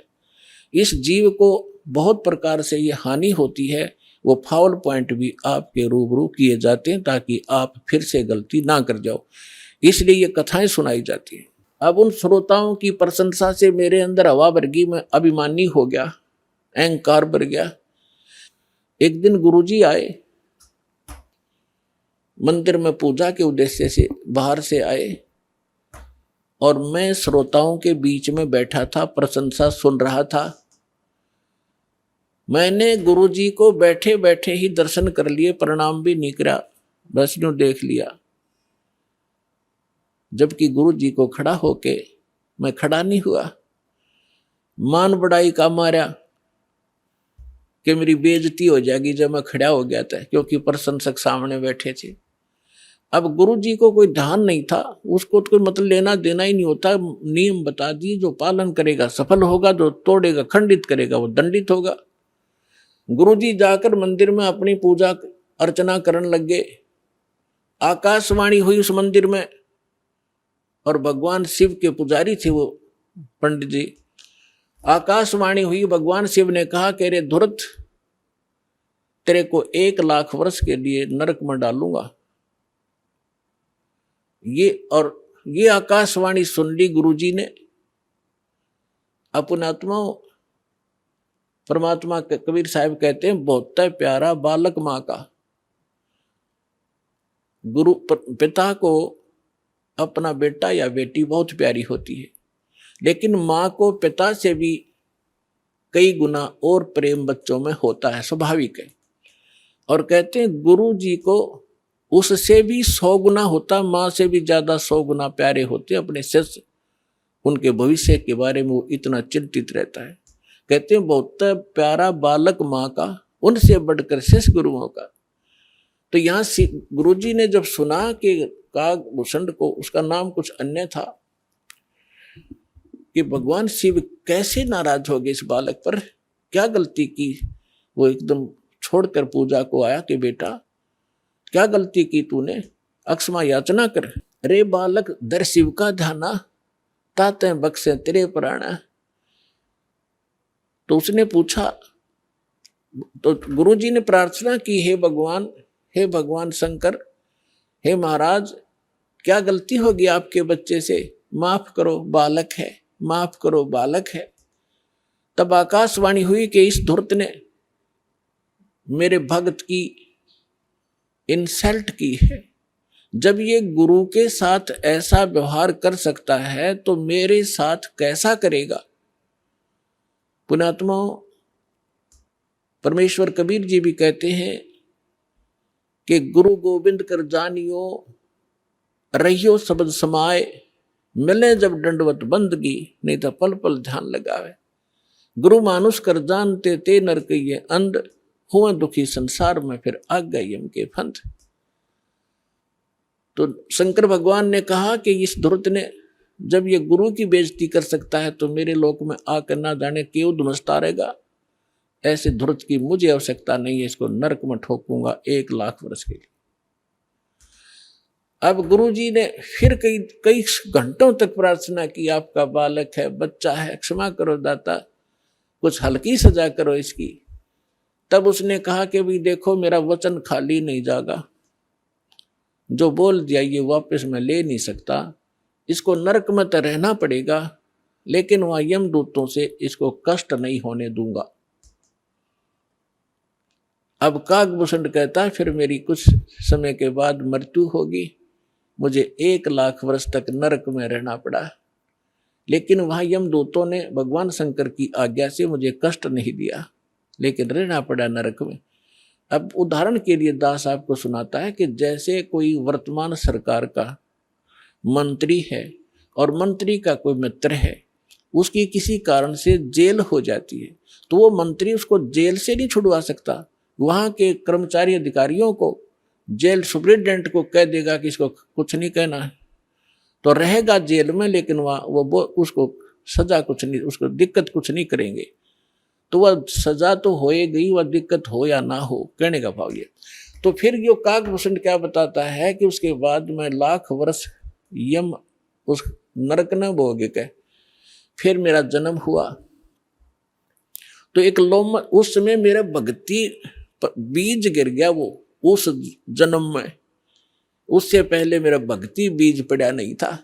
उसके बाद फिर देखो कहते मेरा जन्म हुआ, भक्ति की प्रेरणा बनी रही, इधर उधर भटकता रहा, संतों के पास गया, और जैसे कुछ संतों से ऐसा वैसा ज्ञान सुना कि भगवान तो निराकार है, निर्गुण है, उसी की भक्ति करनी चाहिए, सरगुण की भक्ति से कोई लाभ नहीं है। ये मेरे आत्मा में अन्य संतों से ज्ञान ग्रहण करके घर कर गई थी। अब बात एक दिन लोमस ऋषि कथा कर रहे थे, वहां जाकर मैं कथा सुनूं था।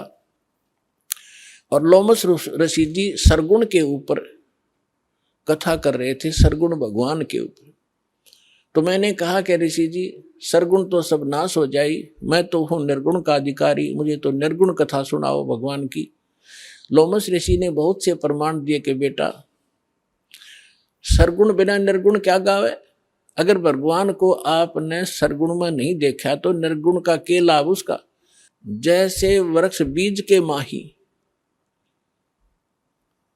है, जैसे वृक्ष बीज के अंदर वृक्ष होता है, जैसे वृक्ष बीज सब ठोरा, जब उग गए तब दिखे मोरा।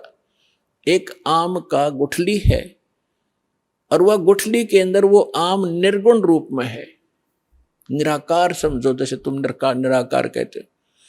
तो उस निराकार का क्या करेगा, आम का तो ये बता देंगे इस गुठली में आम है, पेड़ है, पूरा पूरा वृक्ष है इसके अंदर। तो इसके बताने से तुझे क्या लाभ हुआ।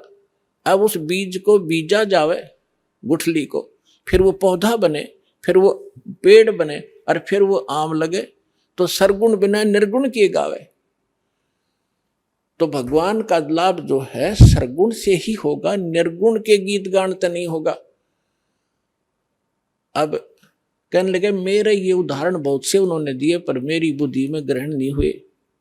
मैं उनके साथ ऊट पटांग अभद्र तरीके से प्रश्नोत्तरी करता रहा, यानी मजाक तौर पे। लोमस ऋषि ने मुझे श्राप दे दिया कि तेरा चंडाल के घर, तू तो चंडाल के घर जन्म होना चाहिए, तेरे जैसे दुष्ट कार्य चंडाल, जा चंडाल बन। अब मुझे इतना एहसास हुआ कि मेरे से गलती हुई, मैंने क्रोध नहीं माना और मैं जो भी उन्होंने मुझे फटकारा डांटा, मैं ऐसे मायूस होकर देखता रहा। फिर मैंने हाथ जोड़कर चरण पकड़ के प्रार्थना की है, हे ऋषि जी इस दास को जन्म तो कहीं दे देना पर एक आशीर्वाद दे दो, मुझसे गलती तो बन ही गई कि मेरे भक्ति की भूल ना पड़े। तब उस ऋषि ने वो आशीर्वाद दे दिया, ठीक है बेटा जन्म तो तेरा चंडाल काग के घर होगा लेकिन भक्ति बनी, याद बनी रहेगी भगवान की। तो फिर उसने बताया कि मेरा कागभूषण रूप से एक काग चंड नाम का काग था देवता, और ब्रह्मा जी की पत्नी अपनी हंसनी को लेकर जो ऋतु पर आई थी उसको गर्भवती कराना था, कागचंड के यहाँ लेगी। उनके संयोग से फिर मेरा जन्म हुआ। ऊपर से मुंह तो मेरा काग का है और नीचे का सारा शरीर देवताओं जैसा मनुष्य का है उसका। तो कहने का भाव दास का ये है। फिर क्या बताया उसने कि फिर जो मुझे आज जो वस्तु मिली, जो भक्ति मिली, एक जोगजीत नाम के संत मिले, ये परमात्मा थे। कहते हैं गोता मारूं स्वर्ग में जा बैठूं पाताल, गरीब दास ढूंढता फिरूं अपने हीरे मोती लाल। कहते फिर जोगजीत नाम के एक संत मिले, वही परमात्मा स्वयं संत रूप में कहीं भी प्रकट हो जाते हैं। तो उन्होंने मुझे वो ज्ञान सुनाया, गुरु जी मैंने कभी सुना नहीं था, लेकिन प्रारंभ में जब मैंने ज्ञान सुना मेरे मन में बड़ा जो है दुख हो रहा था कि ये विष्णु जी और ब्रह्मा जी और शिव जी से ऊपर कोई शक्ति बता रहा है। लेकिन मुझे वो डर था कि संत के साथ बेअदबी नहीं करनी चाहिए, क्योंकि मैं पहले भुगत भोगी था। लोमस ऋषि के साथ मैंने उठपटांग प्रश्नोत्तरी करके मैं बड़ा दुख पाया था। मैं उनसे विवाद नहीं किया, लेकिन नम्रता से प्रश्न करता रहा, मन में फिर करता रहा। अंत में ऐसा समझ में आया भूषण जी, गुरु जी आज मैं जो जिस अतिथि में आज मैं हूँ और जो ज्ञान मुझे प्राप्त है और जो भक्ति मुझे प्राप्त है शायद किसी को होगी। तो कहने का भाव ये है कि उसमें भक्ति बीज पड़ा कितनी कठिनता से कि 6 महीने तक ज्ञान सुनता रहा, नाम लेने की नहीं सोची। इतना अंदर हमारे जो पाप कर्म घर कर चुके होते हैं, जिन्होंने किसी जन्म में भक्ति ना की हो। और फिर भक्ति की शुरुआत हुई और परमात्मा ने उस आत्मा को अपनी शरण में लेने के लिए सारी क्रिया की। लोमस ऋषि से पहले उसको इतना डरवा दिया, यदि उस समय लोमस ऋषि काकभूषण को वो श्राप नहीं देता, वो डर उसके दिल में ना होता, तो परमात्मा का ज्ञान तो पुण्यात्माओं वो कभी नहीं सुन सकता था। आज आप देखते हो जितने भी पुण्यात्मा यहाँ आए हैं, आपने पहली बार यो ज्ञान सुना होगा तो आपकी सुई कभी 100 पर कभी 0 पर, कभी ऊपर कभी नीचे हुई होगी। ये क्या बक रहा है, कहाँ से ले आई ये ज्ञान? और फिर देखे आपने प्रमाण, अब दांतों तले उंगली दबा रहे हो आप। तो कैसे कहते हैं 100 छल सीधर मैं करूं अपने जन के काज। तो आपके ऊपर जो रहम परमात्मा का है ये विशेष है। जो दास कहना चाह रहा था, आपको ये यथार्थ ज्ञान समझाने के लिए ये प्रमाण उदाहरण दिया है। 4 मुक्ति जा चंपी करती माया होरी दासी, जिस माया के पीछे आप भाग रहे हो, कोठी बना लूं, बढ़िया खाना खाऊं, ऐसे कर लूं, कार ले लूं, कहते वहां विमान है आपके पास प्रत्येक प्राणी के नारे नारे, और सारा भरपूर है वहां सारा घर। तो कहते 4 मुक्ति जा चंपी करती माया होरी दासी, दास गरीब अबे पद पर से वहां मिले राम अविनाशी। वो भगवान मिलेगा अविनाशी भगवान, और सारे सुख आपको बने रहेंगे।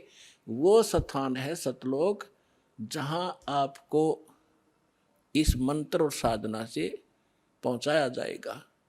आपके बहुत ही सौभाग्य है पुण्यात्माओं, आपको ये स्थान मिला, यो भगवान मिला, और सच्चा यो सतनाम मिला।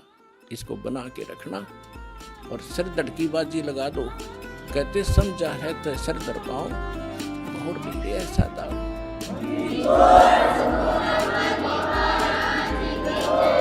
दर्शकवृन्द, आजको यस एपिसोडमा तपाईहरूले जान्नुभयो कि ब्रह्मको 21 ब्रह्माण्ड र उसको एक ब्रह्माण्डको व्यवस्थाको विषयमा। साथमा तपाईहरूले यो पनि जान्नुभयो कि कालको 5औं मध्यवाला ब्रह्माण्डमा 13 युग हुन्छन्। ती युगहरूमा परमेश्वर प्रकट भएर अनेकौं जीवहरूको उद्धार गर्नुभयो, तथा जुन ब्रह्माण्डमा हामी रहेका छौं यसको 4 युगको विषयमा पनि जान्यौं कि कुन युगको कति अवधि हुन्छ, कुन युगमा मनुष्यको कति आयु हुन्छ र परमात्मा यी युगहरूमा कुन कुन रूपमा आउनुहुन्छ। यस बाहेक तपाईलाई यो पनि थाहा भयो कि परमात्माले ब्रह्मा, विष्णु, शिव तथा मनु जस्ता ऋषिहरू तथा कागभुसुण्डी आदिलाई पनि भेट्नुभयो। अहिले तपाईहरूले सुन्नुभयो जगतगुरु तत्वदर्शी सन्त रामपालजी महाराजको मङ्गलमय सत्सङ्ग प्रवचन। आउनुहोस् अब सुन्नेछौँ ती भक्तहरूका अनुभव जसले सन्त रामपालजी महाराजको शास्त्र प्रमाणित ज्ञानले प्रभावित भई मन्त्र दीक्षा लिएर अनेकौं लाभहरू प्राप्त गरे। दर्शकवृन्द, हामी त्यति बेला दुखी हुन्छौँ जब अनेकौं देवी देवताको भक्ति गर्दा गर्दै पनि कुनै लाभ तथा शान्ति हुँदैन। ऐश्वर्य, शान्ति तथा मोक्षको आशामा दन्ते कथालाई सत्य ठानेर त्यसकै पछाडि दौडेर हातमा केही नलागेपछि निराश हुन्छौँ। फुलकुमारको मनमा भगवान नै छैनन् कि भनी शङ्का उत्पन्न हुन्थ्यो। उनी डटेर भक्ति गर्दथे, तैपनि घरमा अशान्ति र शारीरिक पीडा झनै थपियो। ईश्वरको कृपा एक दिन उनको जेठान आएर उनलाई तत्वदर्शी सन्तको शरणमा जान प्रेरणा दिए। दुखी मनले दुवै पति पत्नी नामदान केन्द्रमा गएर सद्गुरुसँग नाम दीक्षा लिएर भक्ति गर्न थाले। त्यसपछिको यथार्थ कथा उनकै मुखबाट सुनौ। सर नमस्कार। नमस्कार सर साहिब। सर के नाम होला तपाईँको? फुलकुमार यादव। सर तपाईँ कहाँ बस्नुहुन्छ? महोत्तरी औरही नगरपालिका वार्ड नम्बर 3 श्रीपुरबाट। सर तपाईँ कुन पेसामा आबद्ध हुनुहुन्छ? हजुर म शिक्षण पेसामा छु, +2 मा पढाउँछु 11-12लाई। सन्त रामपालजी महाराजबाट मन्त्र दीक्षा कहिले प्राप्त गर्नुभयो? हजुर मन्त्र दीक्षा सन् 2017मा प्राप्त गरेको। सन्त रामपालजी महाराजबाट मन्त्र दीक्षा लिनुभन्दा पहिले तपाईँ के कस्ता भक्ति साधना गर्नुहुन्थ्यो?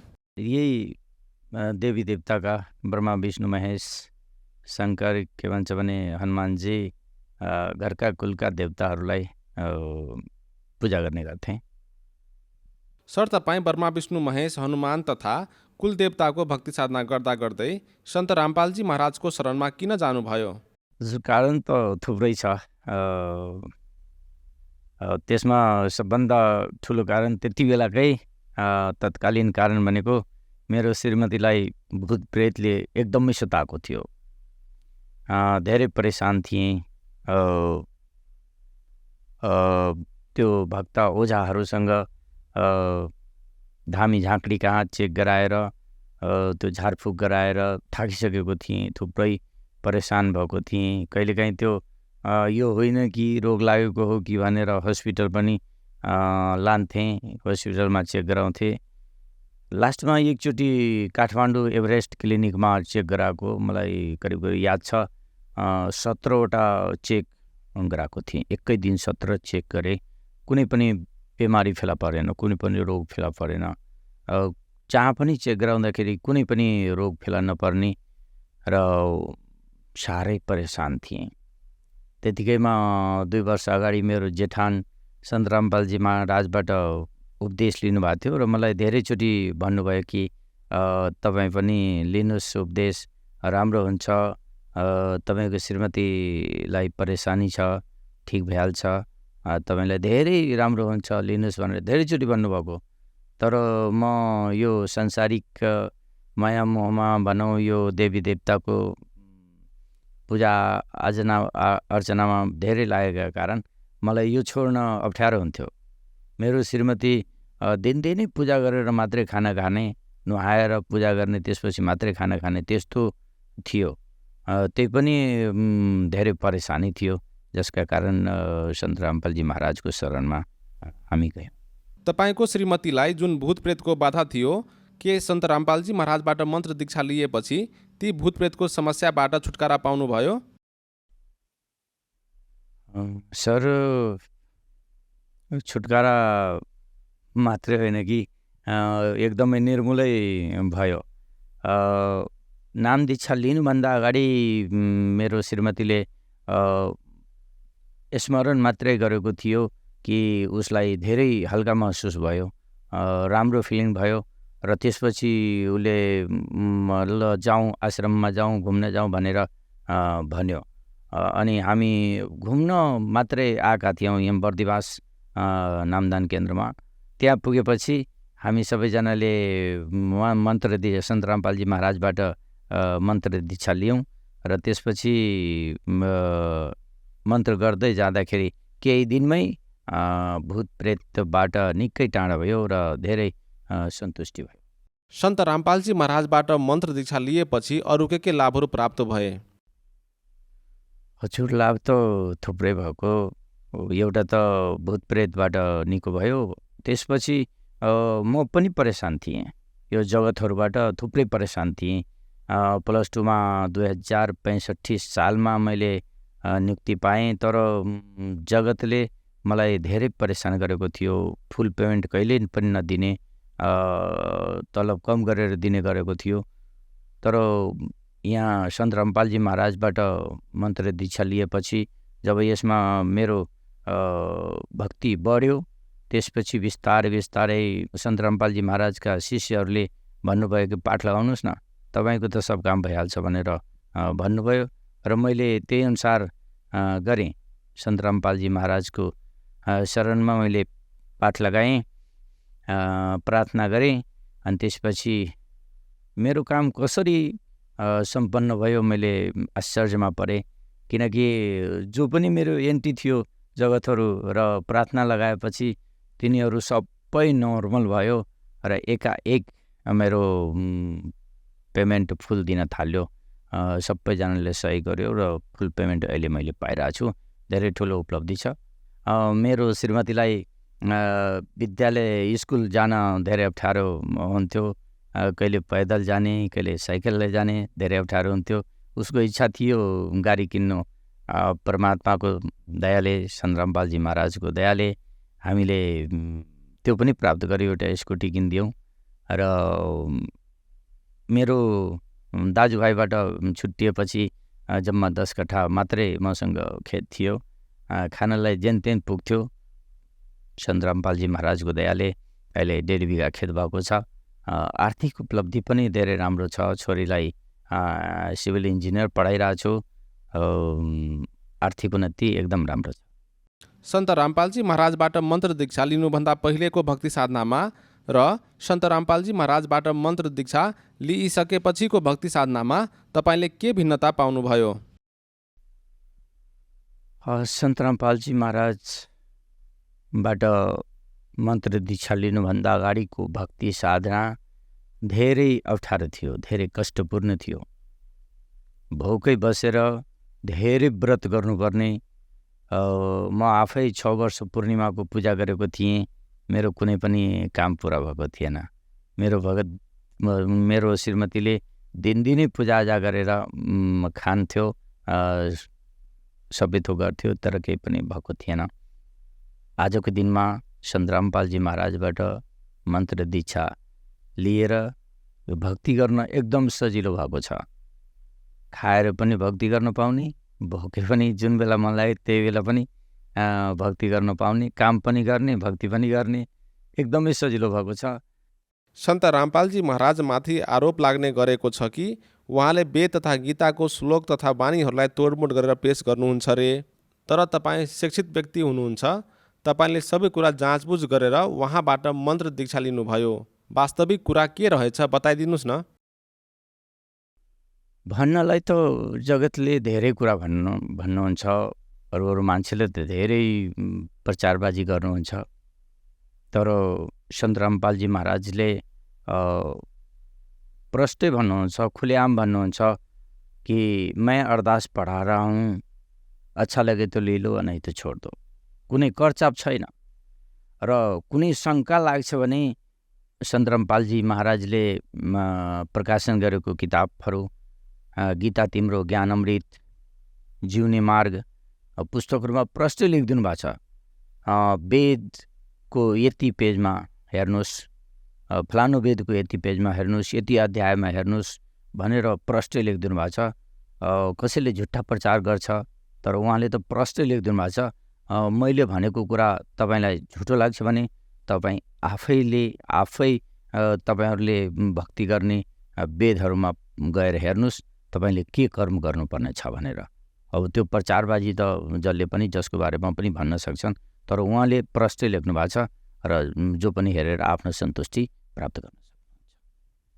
हाम्रो देशमा थुप्रै कथावाचक र धर्मगुरुहरू छन्, तर पनि तपाईँले सन्त रामपालजी महाराजलाई गुरु बनाउनु भयो। के उहाँ जस्तो सन्त नेपालमा पाउनु भएन? सन्त त थुप्रै छन् नेपालमा, तर उहाँ जस्तो सन्त कोही पनि मैले भेटिएन। किनभने मौखिक भन्नु र लिखित भन्नुमा धेरै फरक हुन्छ। म एउटा शिक्षण पेसामा लागेको, म यहाँ हेर्छु सन्त रामपालजी महाराजको शरणमा आएका कि त धेरै विद्वान छन्, कि त दुखी पीडितहरू छन्। किनकि उहाँले लिखित प्रमाण दिनुहुन्छ। वेदमा रहेका कुराहरू जुन हामीहरूले गर्नुपर्ने त्यो कुरा उहाँहरूले छर्लङ्ग पारेर टेलिभिजनमा, बुकहरूमा, किताबहरूमा पब्लिस गरेर दिनुभएको छ। त्यस्तो कुनै सन्तले ज्ञान दिनुहुन्न, आफ्नै मनले दिनुहुन्छ।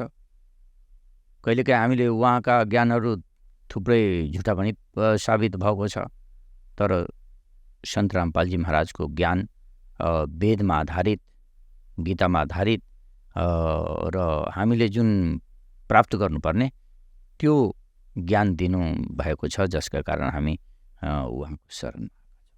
सन्त रामपालजी महाराजबाट मन्त्र दीक्षा कसरी प्राप्त गर्न सकिन्छ? सन्त रामपालजी महाराजसँग मन्त्र दीक्षा प्राप्त गर्न धेरै सजिलो भएको छ। अहिले नेपालमा थुप्रै टेलिभिजन च्यानलहरूमा सन्त रामपालजी महाराजको प्रवचनहरू आइराखेको हुन्छ। सोसियल मिडियामा पनि युट्युब, फेसबुकमा उहाँका प्रवचनहरू आइराखेका हुन्छन् र त्यो प्रवचनमा फोन नम्बरहरू पनि दिएको हुन्छ। त्यो फोन नम्बरमा फोन गरेर सम्पर्क गरेर सिधा मन्त्र दीक्षा लिन सकिन्छ, कुनै अप्ठ्यारो छैन। सन्त रामपालजी महाराजबाट मन्त्र दीक्षा लिनको लागि कति शुल्क तिर्नुपर्ने हुन्छ? मन्त्र दीक्षा लिन, सन्त रामपालजी महाराजबाट मन्त्र दीक्षा लिनका लागि कुनै शुल्क तिर्नु पर्दैन, निःशुल्क नामदान लिन सकिन्छ। धन्यवाद। नमस्कार। सत साहेब।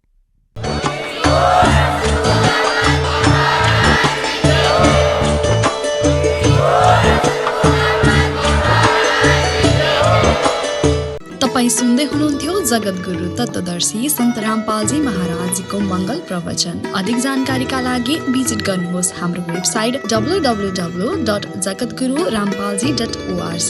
सन्त रामपालजी महाराजजीको शुभ आशीर्वादले पुरा विश्वभरमा 500 भन्दा पनि अधिक मन्त्र दीक्षा केन्द्रहरू छन्, जसमा सन्त रामपालजी महाराजजीद्वारा अनलाइन निशुल्क मन्त्र दीक्षा दिँदैछ। आफ्नो नजिकको मन्त्र दीक्षा केन्द्र पत्ता लगाउनका लागि सम्पर्क गर्नुहोस् 98 511 89 381।